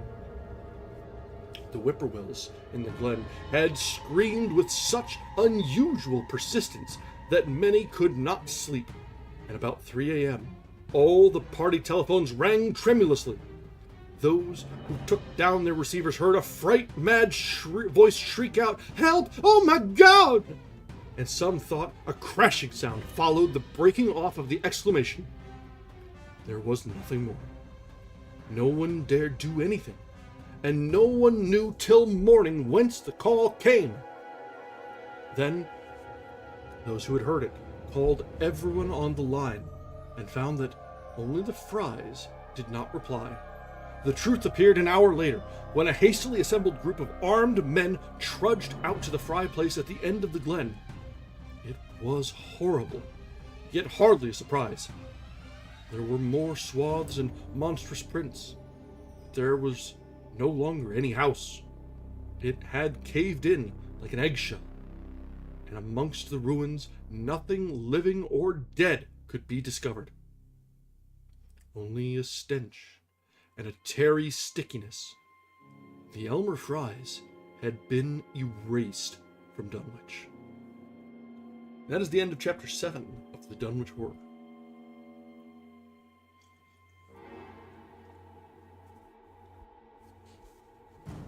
This is definitely a little bit more malign and active a threat than a lot of Lovecraft's things.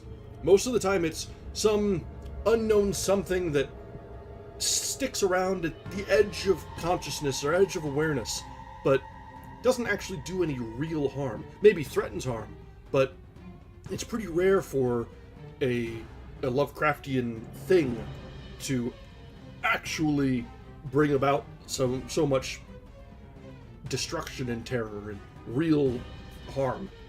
So, this is definitely something else and other.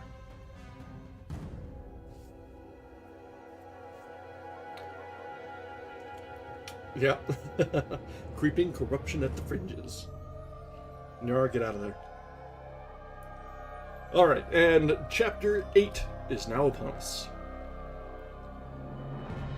In the meantime, a quieter, yet even more spiritually poignant phase of the horror had been blackly unwinding itself behind the closed door of a shelf-lined room in Arkham.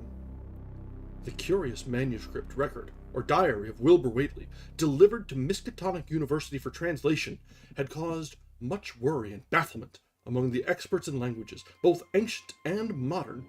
Its very alphabet, notwithstanding a general resemblance to the heavily shaded Arabic used in Mesopotamia, being absolutely unknown to any available authority.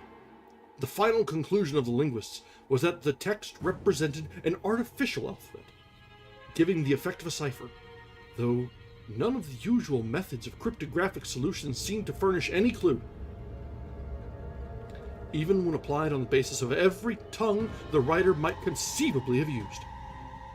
The ancient books taken from Whately's quarters, while absorbingly interesting, and in several cases promising to open up new and terrible lines of research among philosophers and men of science, were of no assistance whatever in this matter.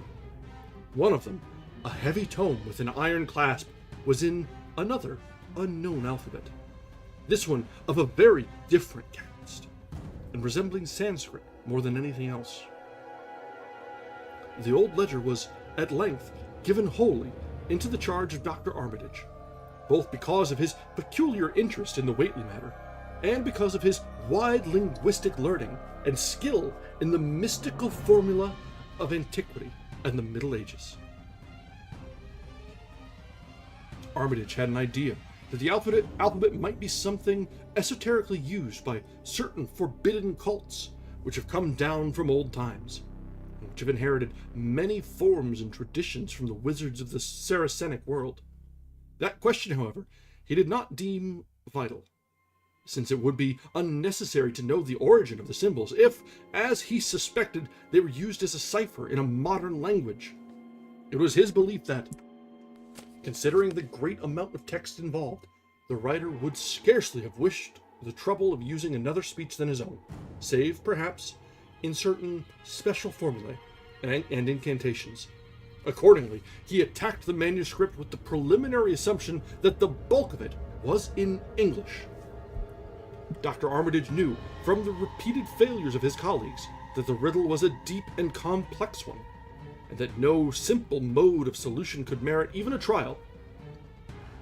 All through late August, he fortified himself with the massed lore of cryptography, drawing upon the fullest resources of his own library, and waiting night after night amidst the arcana of Trithemius's Polygraphia, Giambattista Porta's De Furtivis Literarum Notis, De Vigenaire's Traité de Chiffre, Falconer's Cryptomenesis, Petrifacta, Davies's Thicknesses 18th century treatises, and such fairly modern authorities as Blair, von Martin, and Kluber's Cryptographic. He interspersed his study of the books with attacks on the manuscript itself, and in time became convinced that he had to deal with one of those subtlest and most ingenious of cryptograms, in which many separate lists of corresponding letters are arranged like the multiplication table, and the message built up with arbitrary keywords known only to the initiated. The older authorities seemed rather more helpful than the newer ones, and Armitage concluded that the code of the manuscript was one of great antiquity, only to be set back by some unforeseen obstacle. Then, as September approached, I skipped half a line, didn't I? The older authorities seemed rather more helpful than the newer ones, and Armitage concluded that the code of the manuscript was one of great antiquity, no doubt handed down through a long line of mystical experimenters. Several times he seemed near daylight, only to be set back by some unforeseen obstacle. Then, as September approached, the clouds began to clear. Certain letters, as used in certain parts of the manuscript, emerged definitely and unmistakably, and it became obvious that the text was indeed in English. On the evening of September 2nd, the last major barrier gave way, and Dr. Armitage read, for the first time, a continuous passage of Wilbur Whately's Annals. It was, in truth, a diary, as all had thought, and it was couched in a style clearly showing the mixed occult erudition and general illiteracy of the strange being who wrote it. Almost the first long passage that Armitage deciphered, an entry dated November 26th, 1916, proved highly startling and disquieting. It was written, he remembered, by a child of 3.5, who looked like a lad of 12 or 13.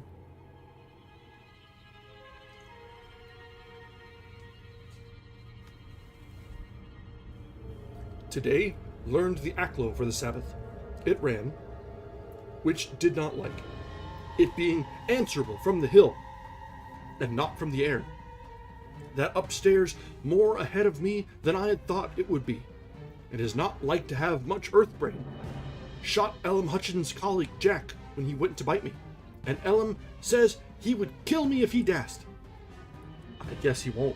Grandfather kept me saying the Doe formula last night, and I think I saw the inner city at the 2 magnetic poles. I shall go to those poles when the earth is cleared off. If I can't break through with the Doe-Na formula when I commit it, they from the air told me at Sabbat that it will be years before I can clear off the earth, and I guess Grandfather will be dead then. So I shall have to learn all the angles of the planes and all the formulas between the and the Nkr. They from outside will help, but they cannot take body without human blood. That upstairs looks it will have at the right cast. I can see it a little when I make the Urish sign, or blow the power of Ibn Ghazi at it. It is near like them at May Eve on the hill, The other face may wear off some. I wonder how I shall look when the earth is cleared, if there are no earth beings on it.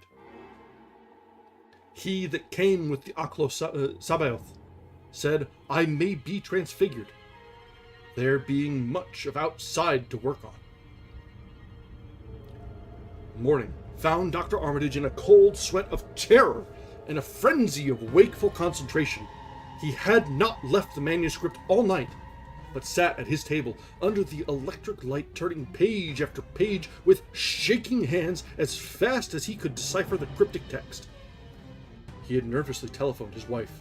He would not be home, and when she brought him breakfast from the house, he could scarcely dispose of a mouthful.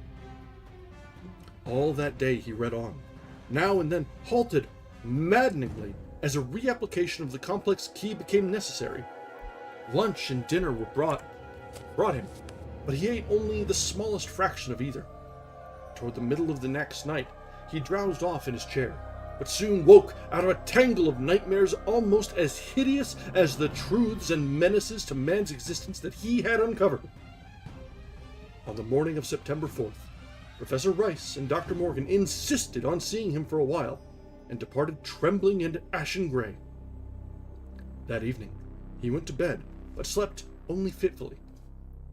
Wednesday, the next day, he was back at the manuscript, and began to take copious notes, both from the current sections and from those he had already deciphered. In the small hours of that night, he slept a little, in an easy chair in his office, but was at the manuscript again before dawn. Sometime before noon, his physician, Dr. Hartwell, called to see him, and insisted that he cease work. He refused, intimating that it was of the most vital importance for him to complete the reading of the diary, and promising an explanation in due course of time.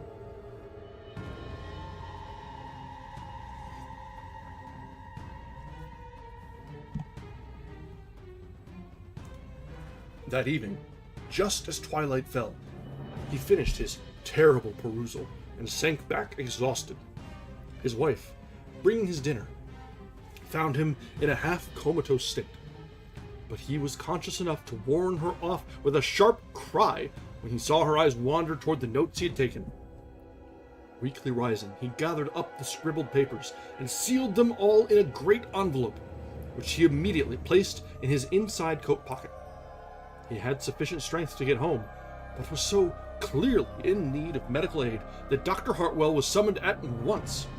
As the doctor put him to bed, he could only mutter over and over again, "But what in God's name can we do?" Dr. Armitage slept, but was partly delirious the next day.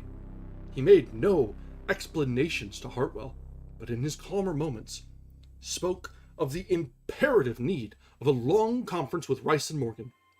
His wilder wanderings were very startling indeed, including frantic appeals that something in a boarded-up farmhouse be destroyed, and fantastic references to some plan for the extirpation of the entire human race and all animal and vegetable life from the earth by some terrible elder race of beings from another dimension. He would shout that the world was in danger, since the elder things wished to strip it and drag it away from the solar system and cosmos of matter into some other plane or phase of entity from which it had once fallen. Vigintillations of eons ago. At other times, he would call for the dreaded Necronomicon and the Demonolatreia of Remigius, in which he seemed hopeful of finding some formula to check the evil peril he conjured up. "Stop them! Stop them!" he would shout. "Those Whateleys meant to let them in, and the worst of all is left. Tell Rice and Morgan we must do something. It's a blind business, but I know how to make the powder. It hasn't been fed since the 2nd of August, when Wilbur came here to his death, and at that rate..." But Armitage had a sound physique, despite his 73 years, and slept off his disorder that night without developing any real fever. He woke late Friday, clear of head, though sober, with gnawing fear and tremendous sense of responsibility. Saturday afternoon, he felt able to go over to the library and summon Rice and Morgan for a conference. And the rest of that day and evening, the three men tortured their brains in the wildest speculation and the most desperate debate. Strange and terrible books were drawn voluminously from the stacked shelves and from secure places of storage. And diagrams and formula were copied with feverish haste and in bewildering abundance. Of skepticism there was none. All three had seen the body of Wilbur Wheatley as it lay on the floor in a room of that very building, and after that, not one of them could feel even slightly inclined to treat the diary as a madman's raving. Opinions were divided as to notifying the Massachusetts State Police, and the negative finally won. There were things involved which simply could not be believed by those who had not seen a sample, as indeed was made clear during certain subsequent investigations. Late at night, the conference disbanded without having developed a definite plan. But all day Sunday, Armitage was busy comparing formulae and mixing chemicals obtained from the college laboratory. The more he reflected on the hellish diary, the more he was inclined to doubt the efficacy of any material agent in stamping out the entity which Wilbur Wheatley had left behind him. The earth-threatening entity which, unknown to him, was to burst forth in a few hours and become the memorable Dunwich Horror.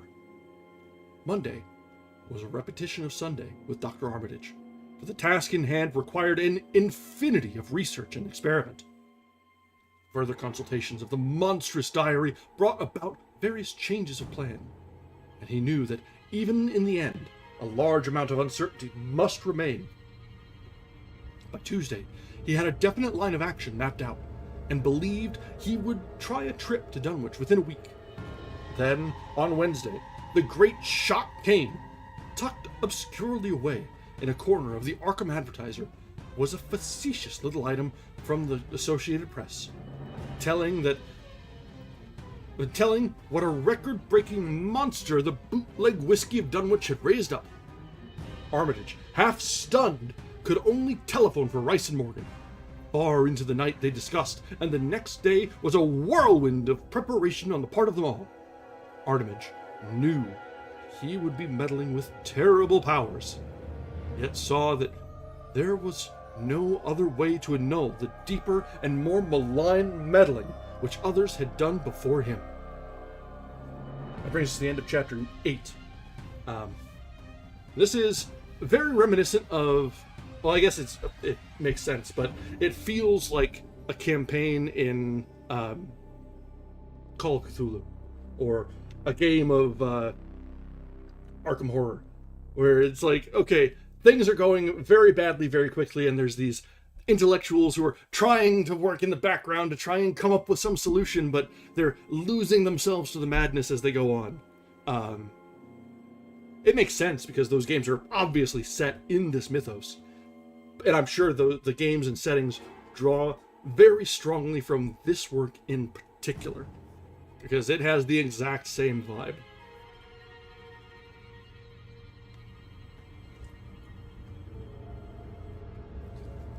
Alright. Let's continue on. We've got about 8 pages left. We are definitely going to be running over tonight, but I do want to get this one finished in one setting.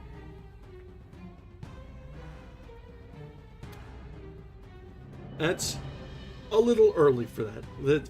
We're just talking about the academics right now. And they decided not to pull in the police. But I'm sure a bazooka will be brought up, or some veteran will come into play, and there will be less calm heads to carry the day, I'm sure. But yes, those sort of things always come up in any sort of campaign like that, where, nah, we don't need to worry about solving the mystery, just kill the damn thing! Alright, so, chapter 9, let us resume. Friday morning, Armitage, Rice, and Morgan set out by motor for Dunwich, arriving at the village about 1 in the afternoon. The day was pleasant, but even in the brightest sunlight, a kind of quiet dread. YouTube, come on, you're killing me here. I see you buffering. It's one of those nights. The day was pleasant, but even in the brightest sunlight, a kind of quiet dread and portent seemed to hover about the strangely domed hills and the deep, shadowy ravines of the stricken region. Now and then, on some mountaintop, a gaunt circle of stones could be glimpsed against the sky. In the air of hushed fright at Osborne's store, they knew something hideous had happened, and soon learned of the annihilation of the Elmer Fry house and family. Throughout that afternoon, they rode around Dunwich, questioning the natives concerning all that had occurred, and seeing for themselves, with rising pangs of horror, the drear Fry ruins with their lingering traces of the tarry stickiness, the blasphemous tracks in the Fry yard, the wounded Seth Bishop cattle, and the enormous swaths of disturbed vegetation in various places.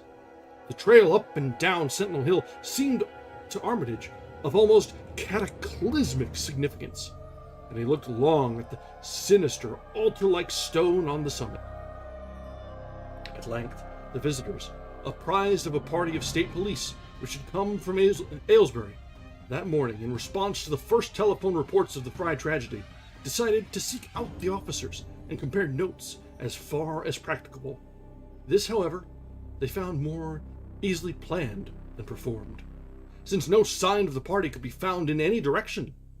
There had been 5 of them in a car, but now the car stood empty near the ruins in the Fry yard. The natives, all of whom had talked with the policeman, seemed at first as perplexed as Armitage and his companions.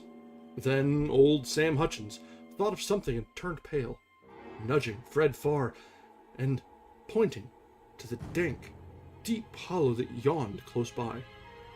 God, he gasped. I tell them not to go down into the glen, and I never thought nobody'd do it with them tracks and them, that smell and the whippoorwills a-screeching down there in the dark of noonday. A cold shudder ran through the natives and visitors alike, and every ear seemed strained in a kind of instinctive, unconscious listening. Armitage, now that he had actually come upon the horror and its monstrous work, trembled with the responsibility he felt to be his. Night would soon fall, and it was then that the mountainous blasphemy lumbered upon its eldritch course. Negotium perambulans in tenebris. The old librarian rehearsed the formula he had memorized, and clutched the paper containing the alternative ones he had not memorized. He saw that his electric flashlight was in working order. Rice, beside him, took from a valise a metal sprayer of the sort used in combating insects, whilst Morgan uncased the big game rifle on which he relied, despite his colleague's warning that no material weapons would be of help. There it is. Armitage, having read the hideous diary, knew painfully well what kind of manifestation to expect. But he did not add to the fright of the Dunwich people by giving any hints or clues. He hoped that it might be conquered without any revelation to the world of the monstrous thing it had escaped. As the shadows gathered, the natives commenced to disperse homeward, anxious to bar themselves indoors, despite the present evidence that all human locks and bolts were useless before a force that could bend trees and crush houses when it chose.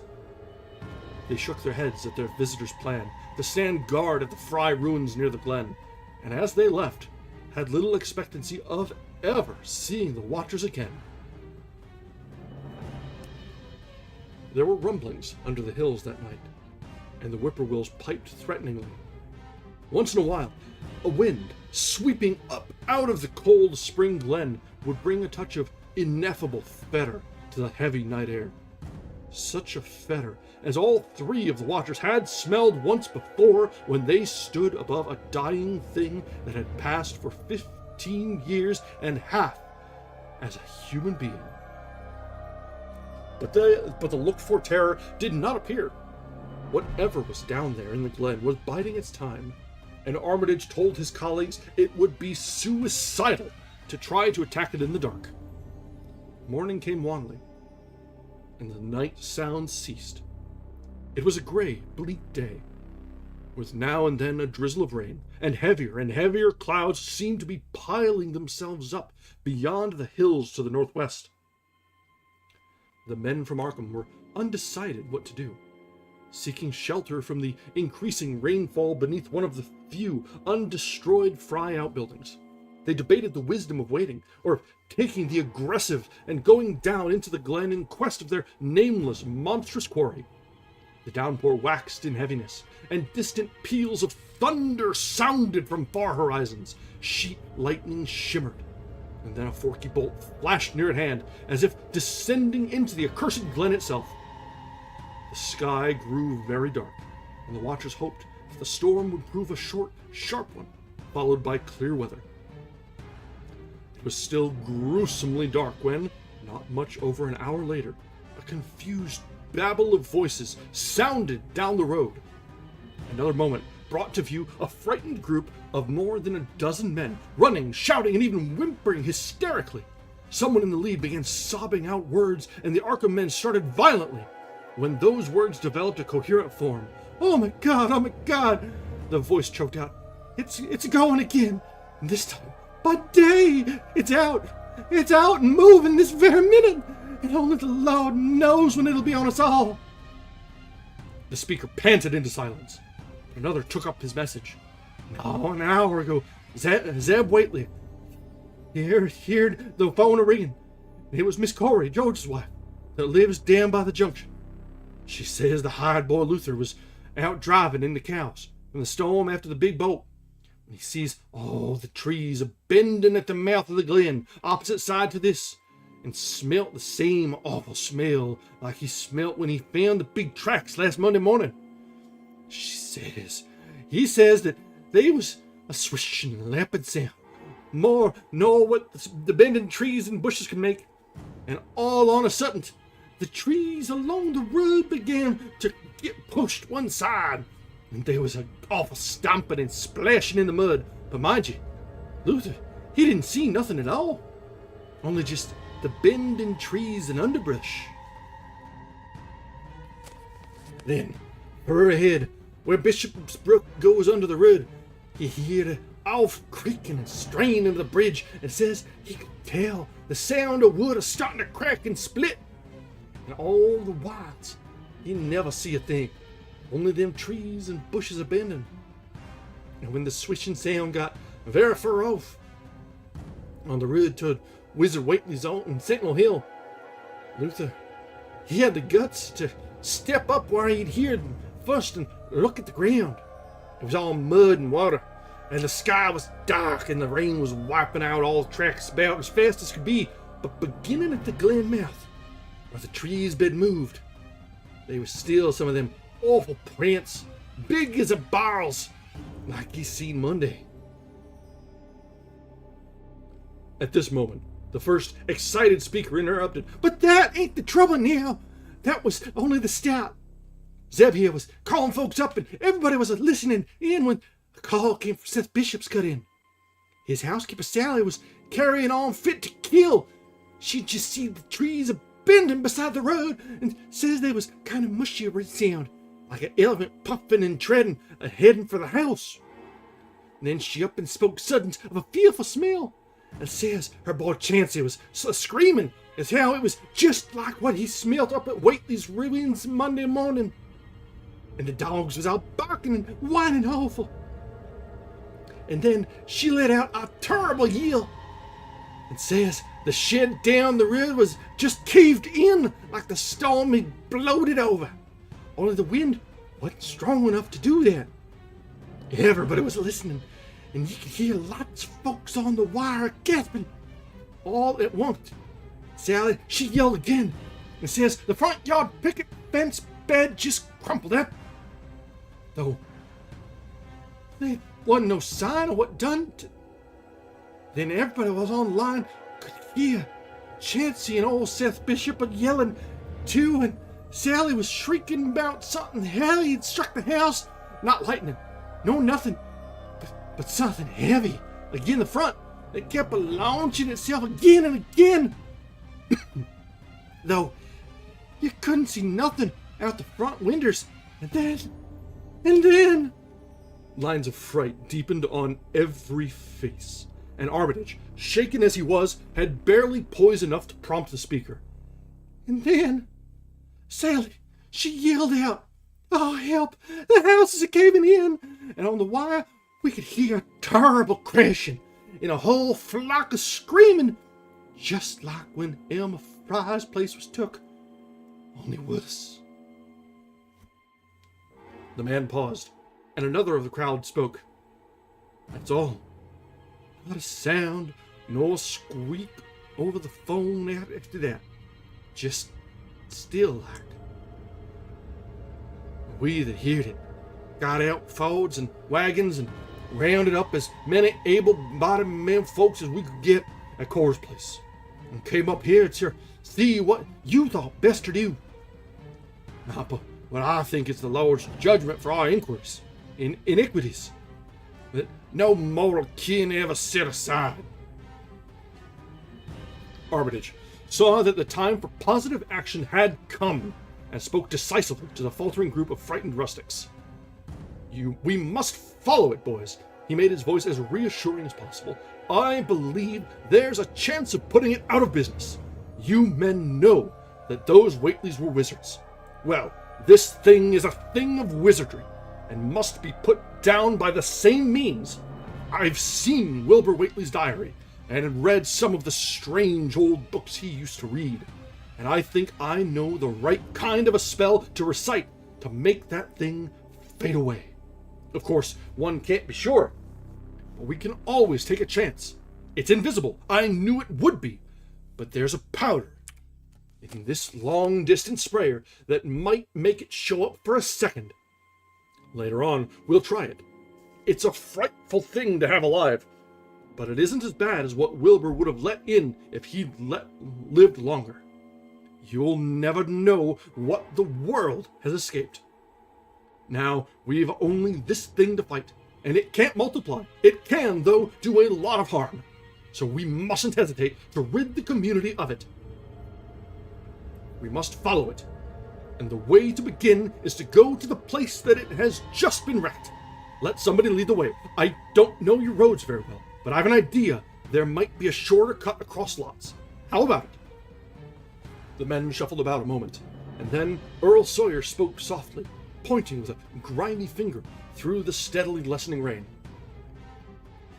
I guess you could get to Seth Bishop's quickest by cutting across the lower meadow there, wading the brook at the low place and climbing through carriers mowing the timber lot beyond. That comes out on the upper road, mighty nigh Seth's, a little to the other side. Armitage, with Rice and Morgan, started to walk in the direction indicated, and most of the natives followed slowly. The sky was growing lighter, and there were signs that the storm had worn itself away. When Armitage inadvertently took a wrong direction, Joe Osborne warned him and walked ahead to show the right one. Courage and confidence were mounting, though the twilight of the almost perpendicular wooded hill which lay toward the end of their shortcut, and among whose fantastic ancient trees they had to scramble as if up a ladder, put these qualities to a severe test. At length, they emerged on a muddy road to find the sun coming out. They were a little beyond the Seth Bishop place, but bent trees and hideously unmistakable tracks showed what had passed by. Only a few moments were consumed in surveying the ruins just around the bend. It was the Fry incident all over again, and nothing dead or living was found in either of the collapsed shells which had been the Bishop house and barn. No one cared to remain there amidst the stench and the tarry stickiness, but all turned instinctively to the line of horrible prints leading on toward the wrecked Whately farmhouse and the altar-crowned slopes of Sentinel Hill. As the men passed the sight of Wilbur Whately's abode, they shuddered visibly, and seemed again to mix hesitancy with their zeal. It was no joke tracking down something as big as a house that one could not see, but that had all the vicious malevolence of a demon. Opposite the base of Sentinel Hill, the tracks left the road, and there was a fresh bending and matting visible along the broad swath marking the monster's former route to and from the summit. Armitage produced a pocket telescope of considerable power and scanned the steep green side of the hill. Then he handed the instrument to Morgan, whose sight was keener. After a moment of gazing, Morgan cried out sharply, passing the glass to Earl Sawyer and indicating a certain spot on the slope with his finger. Sawyer, as clumsy as most non-users of optical devices are, fumbled a while, but eventually focused the lenses with Armitage's aid. When he did so, his cry was less restrained than Morgan's had been. "God almighty, the grass and bushes is a-moving! It's going up, slow-like, creeping up to the top this minute! Heaven only knows what for!" Then the germ of panic seemed to spread among the seekers. It was one thing to chase the nameless entity, but quite another to find it. Spells might be all right, but suppose they weren't? Voices began questioning Armitage about what he knew of the thing, and no reply seemed quite to satisfy. Everyone seemed to feel himself in close proximity to phases of nature and of being utterly forbidden and wholly outside the sane experience of mankind. Okay, that brings us to the end of chapter 9. Coming up on the climax of things, there's only a few pages left. We are well over time, but I'm going to power through if you guys are fine with it. I'd like to see the end of this. So, let's continue in just a minute. I need to wet the whistle. The voices tend to, all those different accents and voices and twangs take it out of me.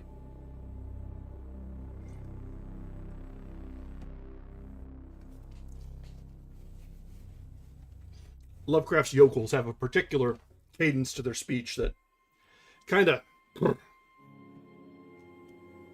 Alright, so let's resume now with chapter 10 of the Dunwich Horror. Yeah, this one's been filled with them, and quite a lot of like long stretches of speech instead of just a sentence here or there. So they're fun, right? It's not Joseph. It is...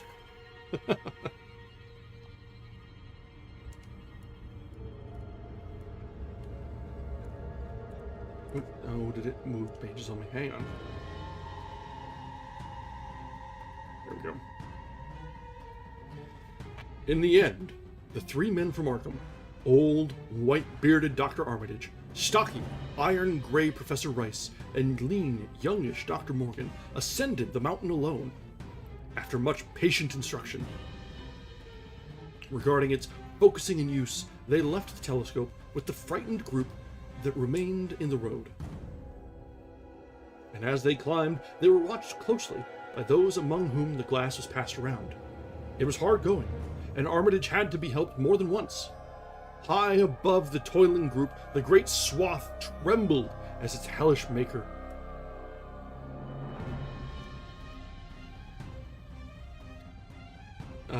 as its hellish maker repassed with snail-like deliberateness. Then it was obvious that the pursuers were gaining. Curtis Whately, of the undecayed branch, was holding the telescope when the Arkham party detoured radically from the south.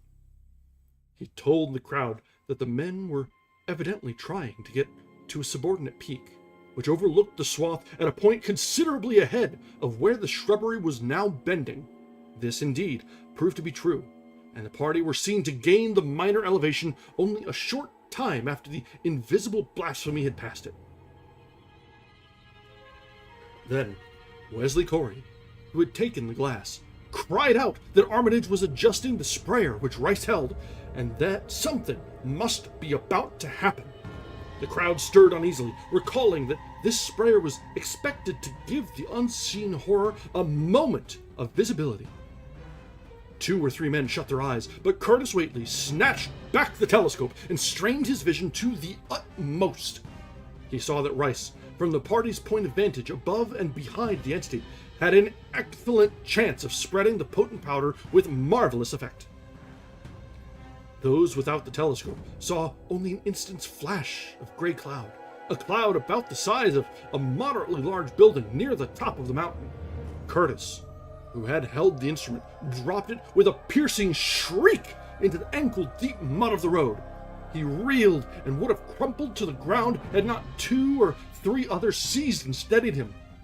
All he could do was moan half inaudibly, "Oh, great God, that!" Oh, we've got a picture. Hang on, guys. This is worth showing, so I guess I should figure out how to get it going.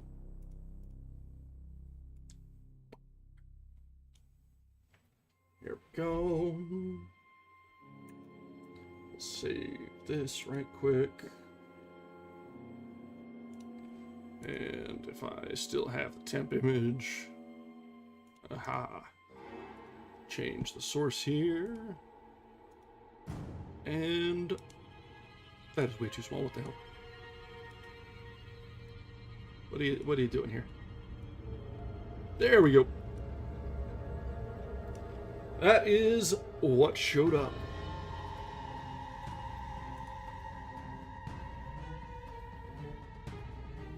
That's something else for sure.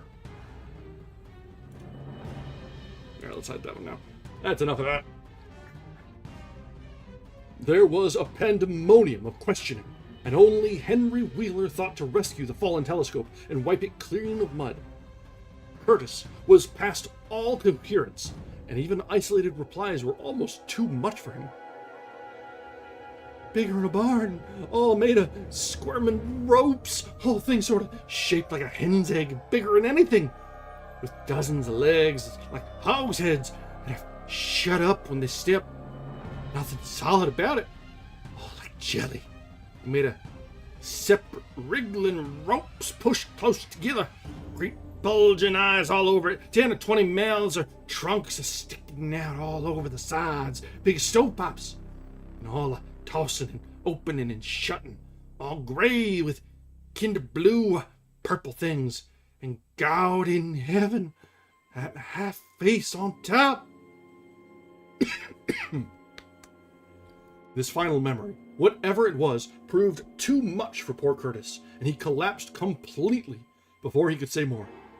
Fred Farr and Will Hutchins carried him to the roadside and laid him on the damp grass. Henry Wheeler, trembling, turned the rescued telescope on the mountain to see what he might. Through the lenses were discernible 3 tiny figures, apparently running toward the summit as fast as the steep incline allowed. Only these, nothing more. Then, everyone noticed a strangely unseasonable noise in the deep valley behind. And even in the underbrush of Sentinel Hill itself, it was the piping of unnumbered whippoorwills. And in their shrill chorus, there seemed to lurk a note of tense and evil expectancy. Earl Sawyer now took the telescope and reported the 3 figures as standing on the topmost ridge, virtually level with the altar stone, but at a considerable distance from it.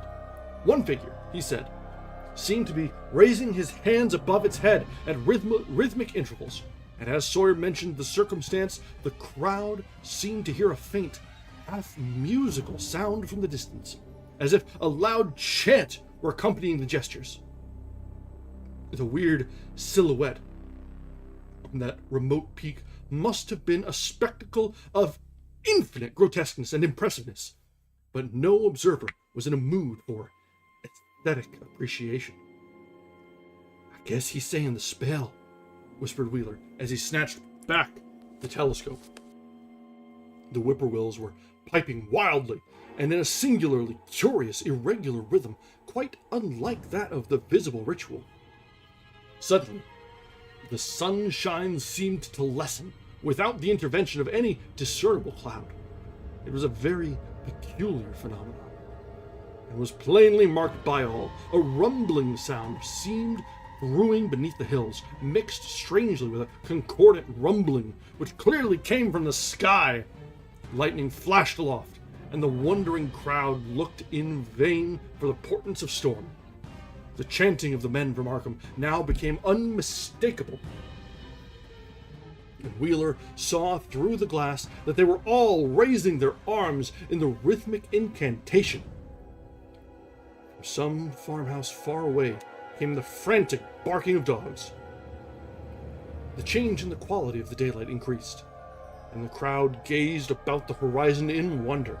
A purplish darkness, born of nothing more than a spectral deepening of the sky's blue, pressed down upon the rumbling hills. Then the lightning flashed again, somewhat brighter than before, and the crowd fancied that it had showed a certain mistiness around the altar stone on the distant height. No one, however, had been using the telescope at that instant. The whippoorwills continued their irregular pulsation, and the men of Dunwich braced themselves tensely against some imponderable menace with which the atmosphere seemed surcharged. Without warning came those deep, cracked, raucous vocal sounds which will never leave the memory of the stricken group who heard them. Not from any human throat were they born, for the organs of man can yield no such acoustic perversions. Rather, one would have said they came from the pit itself, had not their source been so unmistakably the altar stone on the peak. It is almost erroneous to call them sounds at all, since so much of their ghastly, infrabass timbre spoke to dim seats of consciousness and terror far subtler than the ear. Yet one must do so, since their form was indisputably, though vaguely, that of half-articulate words. They were loud, loud as the rumblings and the thunder above which they echoed, yet did they come from no visible thing. And because imagination might suggest a conjectural source in the world of non-visible beings, the huddled crowd at the mountain's base huddled still closer and winced as if in expectation of a blow. Rang the hideous croaking out of space. I think...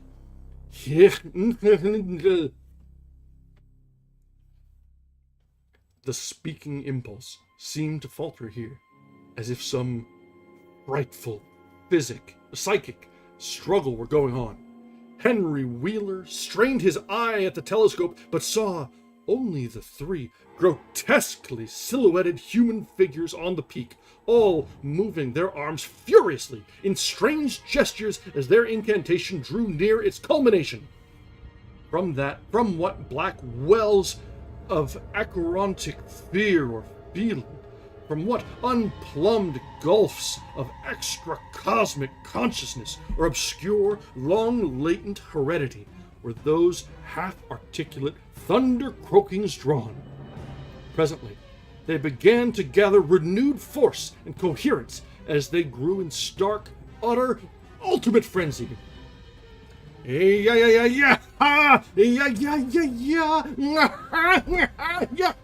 Help! Help! Father! Yoxapath! Oh, I peeked my mic. I'll be damned. But that was all. The pallid group in the road, still reeling at the indisputably English syllables that had poured thickly and thunderously down from the frantic vacancy beside the shocking altar stone, were never to hear such syllables again. Instead, they jumped violently at the terrific report which seemed to rend the hills, the deafening, cataclysmic peal whose source, be it inner earth or sky, no hearer was ever able to place. A single lightning bolt shot from the purple zenith to the altar stone, and a great tidal wave of viewless force and indescribable stench swept down from the hill to all the countryside. Trees, grass, and underbrush were whipped into a fury, and the frightened crowd at the mountain's base, weakened by the lethal fetter that seemed about to asphyxiate them, were almost hurled off their feet. Dogs howled from the distance. Green grass and foliage wilted to a curious, sickly yellow-gray, and over field and forest were scattered the bodies of dead whippoorwills. The stench left quickly, but the vegetation never came right again. To this day, there is something queer and unholy about the growths on and around that fearsome hill.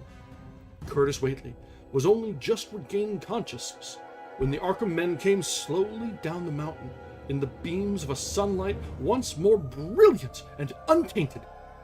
They were grave and quiet, and seemed shaken by memories and reflections even more terrible than those which had reduced the group of natives to a state of cowed shivering. In reply to a jumble of questions, they only shook their heads and reaffirmed one vital fact.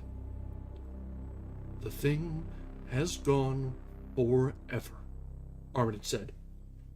It has been split up into what it was originally made of, and can never exist again. It was an impossibility in a normal world. Only the least fraction was really matter in any sense we know. It was like its father, and most of it has gone back to him in some vague realm or dimension outside our material universe. Some vague abyss of which only the most accursed rites of human blasphemy could ever have called him for a moment on the hills. There was a brief silence, and in that pause the scattered senses of poor Curtis Whately began to knit back into a sort of continuity, so that he put his hands to his head with a moan. Memory seemed to pick itself up where it had left off, and the horror of the sight that had prostrated him burst in upon him again. Oh my God, that half-face on top of it, that face with the red eyes and crinkly albino hair, and no chin like the Whately's. It was an octopus, a centipede, spider kind of thing, but there was a half-shaped man's face on top of it, and it looked like Wizard Whately's, only it was yards and yards across. He paused, exhausted, as the whole group of natives stared in bewilderment, not quite crystallized into fresh terror. Only old Zebulon Whately, who wanderingly remembered ancient things, but who had been silent heretofore, spoke aloud. 15 years gone, he rambled, I heard old Whately say as how some day we'd hear a child of Lavinia's calling its father's name on the top of Sentinel Hill. But Joe Osborne interrupted him to question the Arkham men anew. What was it, anyhow? However did young Wizard Whately call it out of the air it came from? Armitage chose his words carefully. It was mostly a kind of force that doesn't belong in our part of space. A kind of force that acts and grows and shapes itself by other laws than those of our sort of nature. We have no business calling in such things from outside, and only very wicked people and very wicked cults ever try to. There was some of it in Wilbur Whately himself, enough to make a devil and a precocious monster of him, and to make his passing out a pretty terrible sight. I'm going to burn his accursed diary, and if you men are wise, you'll dynamite that altar stone up there, and pull down all the rings of standing stones on the other hills. Things like that brought down the beings those Whateleys were so fond of. The beings they were going to let intangibly to wipe out the human race and drag the earth off to some nameless place for some nameless purpose. But as to this thing we've just sent back, the Whateleys raised it for a terrible part in the doings that were to come. It grew fast and big, and from the same reason that Wilbur grew fast and big. But it beat him because it had a greater share of the outsideness in it. You needn't ask how Wilbur called it out of the air. He didn't call it out. It was his twin brother. but it looked more like the father than he did. And that brings us to the end of the Dunwich Horror. Well, that was a lot of fun, guys. That was, as we were talking about earlier, it was a lot more of a tangible threat, real and in place. It was less of a cosmic mystery than almost like a alternate history fantasy, where like there was horror going on, but it was real. It was there. It was, things were happening, not just the evidence of things. This was a little different from a lot of other Lovecraft, but it had the same consistent feel of wrongness throughout. And that's something that Lovecraft is very good at. Say what you will about the man, he can certainly set a tone. Alright guys, we are well past time tonight. So we are going to wrap it up here with little after speech. I will say, if you enjoyed tonight's reading, please go ahead and drop a like on the stream. We're trying to grow our community, and the best way to do that is to manipulate the algorithm a little bit and let people know that we're here, that we're doing fun things. And you know, if judging by metrics on videos and such, we can do more like this. We enjoy reading all sorts of things, but man, it is fun to get into one like this where you can really just get into the text. So, we will end it here tonight. Thank you very much, everyone, for joining us. It has been a pleasure. We're chipping away at Lovecraft, but next time, our next reading is Tuesday. I'll have something new for us. I don't know what yet. If anyone has any suggestions, feel free to drop them in Bluesky or comments on the videos or chat here. I am more than happy to read new things. Doesn't need to be horror. That's actually, it seems to be that we're reading a lot of horror these days, but not really intentionally. They're just fun. But really anything that sounds like it'd be something you want to read, let us know. Alright guys, thank you very much for joining us. Thank you for sticking around well past time. We've gone about a half hour over our normal schedule. I hope everyone had a wonderful time with this, The Dunwich Horror, one of Lovecraft's best. And we will see you next time. Have a great night. Bye now.